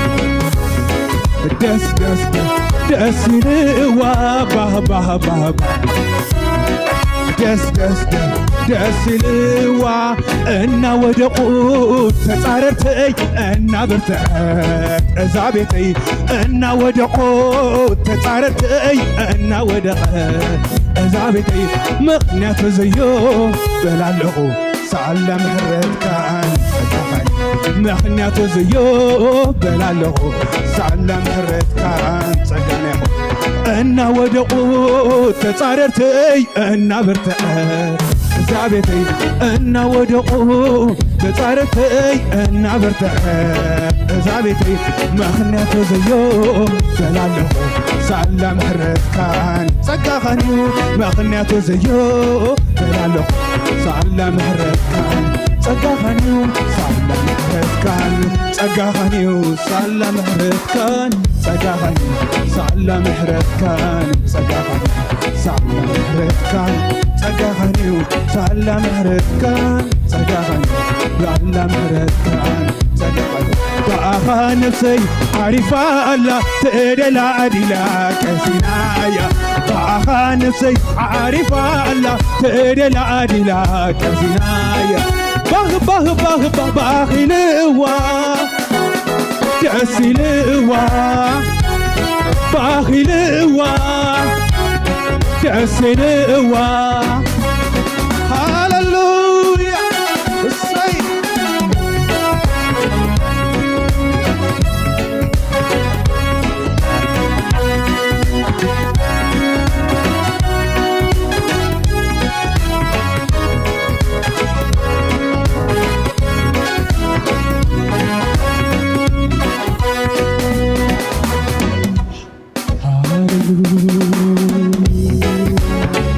بزيت دمنا يسوس أبساخا أي حتمن كاب حارة حار أي كبرن أتناها أي كبسن حاتيبو غيرني يولدو ناتو هوينه ناي حلالو زيت قريبه حتيات ميروني حاتي وجن يسوس عتيوني ماني زغسني أرماني وماني زغسني انت واي وماني زغسني أرماني وماني زغسني أرماني ودم يسوس تزاصدقني دم يسوس حارت أوتاني دم يسوس تزاصدقني دم يسوس حارت أوتاني ماني زغسني أرماني وماني زغسني أرماني ودم يسوس تزاصدقني حارت أوتاني تزاصدقني حارت أوتاني حرية أملاك من يخسن بقدم حاجات ترينا إينا ماني زغسني أرماني وماني زغسني أرماني ودم يسوس تزاصدقني حارت أوتاني اتزتقاني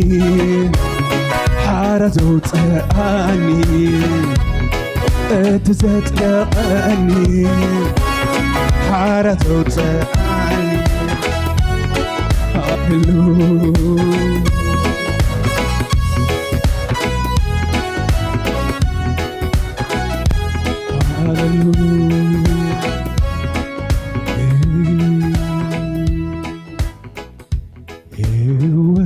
هوتالو عبتي وشت ادم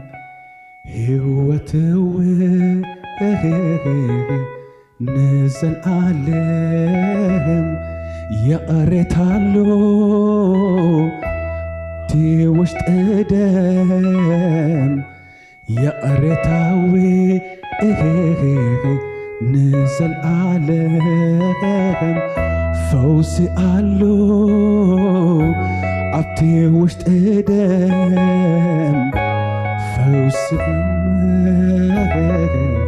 نزل عالم حاطيبو غيرني اي ولدو ناتو خوينه ناي حلالو زي تقريبه أدل حتى يروني حاتيبو يسوس أطريوني بزيت دمنا يسوس عابس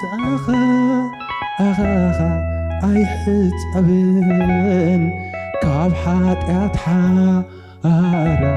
أيقبرن هاللويا نا يسوس دم كبر قدوس دم نا يسوس دم نا يسوس دم نا يسوس دم كبر قدوس دم نا يسوس دم زناقف دم نا يسوس دم كبر قدوس دم نا يسوس دم نا يسوس دم نا يسوس دم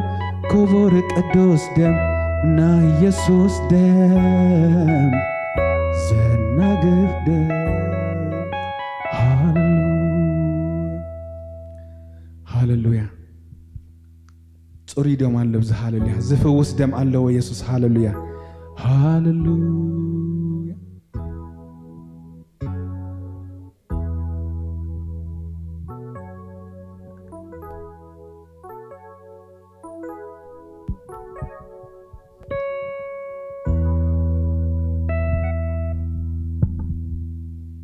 هللويا እግዚአብሔር አምላኽና ሰናይ ስጉኡ ቆሪሱ ደሙ ኣፍሲሱ ምእንቲ መድሓንና ዝሃበና ኢየሱስ ህያው ኣምላኽ ንዘለኣለም ክብርን ምስጋናን ንዑ ይኹን ሎሞን ዘይደኸመ ህያው ዘሎ ቅዱስ ደም ንመድሓንና ንምፅራይና ንምቕዳስና بكل انتنا نخنص أفكر ما أملخ بقعات كوينا دون خنبل زغفرنا قدوس دم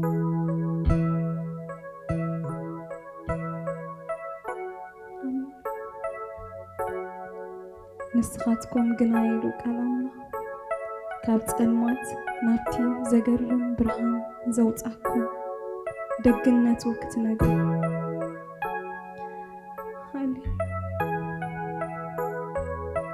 دقنات قدوس أملاخ كننجر لو معتي بشمو دخا يسوس እግዚአብሔር ክትነግረና በቃ ክትረድ አና ጎይታ እግዚአብሔር አምላኽ አቦ ደገነቱ ክነግር ተገይርልና ከምዘ ተገብረልና ኸይንኸውን ኣሕወተይ ዝናይ ሎማ ዓንቲ ቃል ኢየሱስ ክንድንግጸሉ ይኮነ ኢየሱስ ግን ነዚ ኩሉ ሓሊፉ ህይወት ስለዝሃበና ክንነብሮ ጥራሕ ክንነብረሉን ክንነግረሉን ከነመስግኖን ይተዋሂብና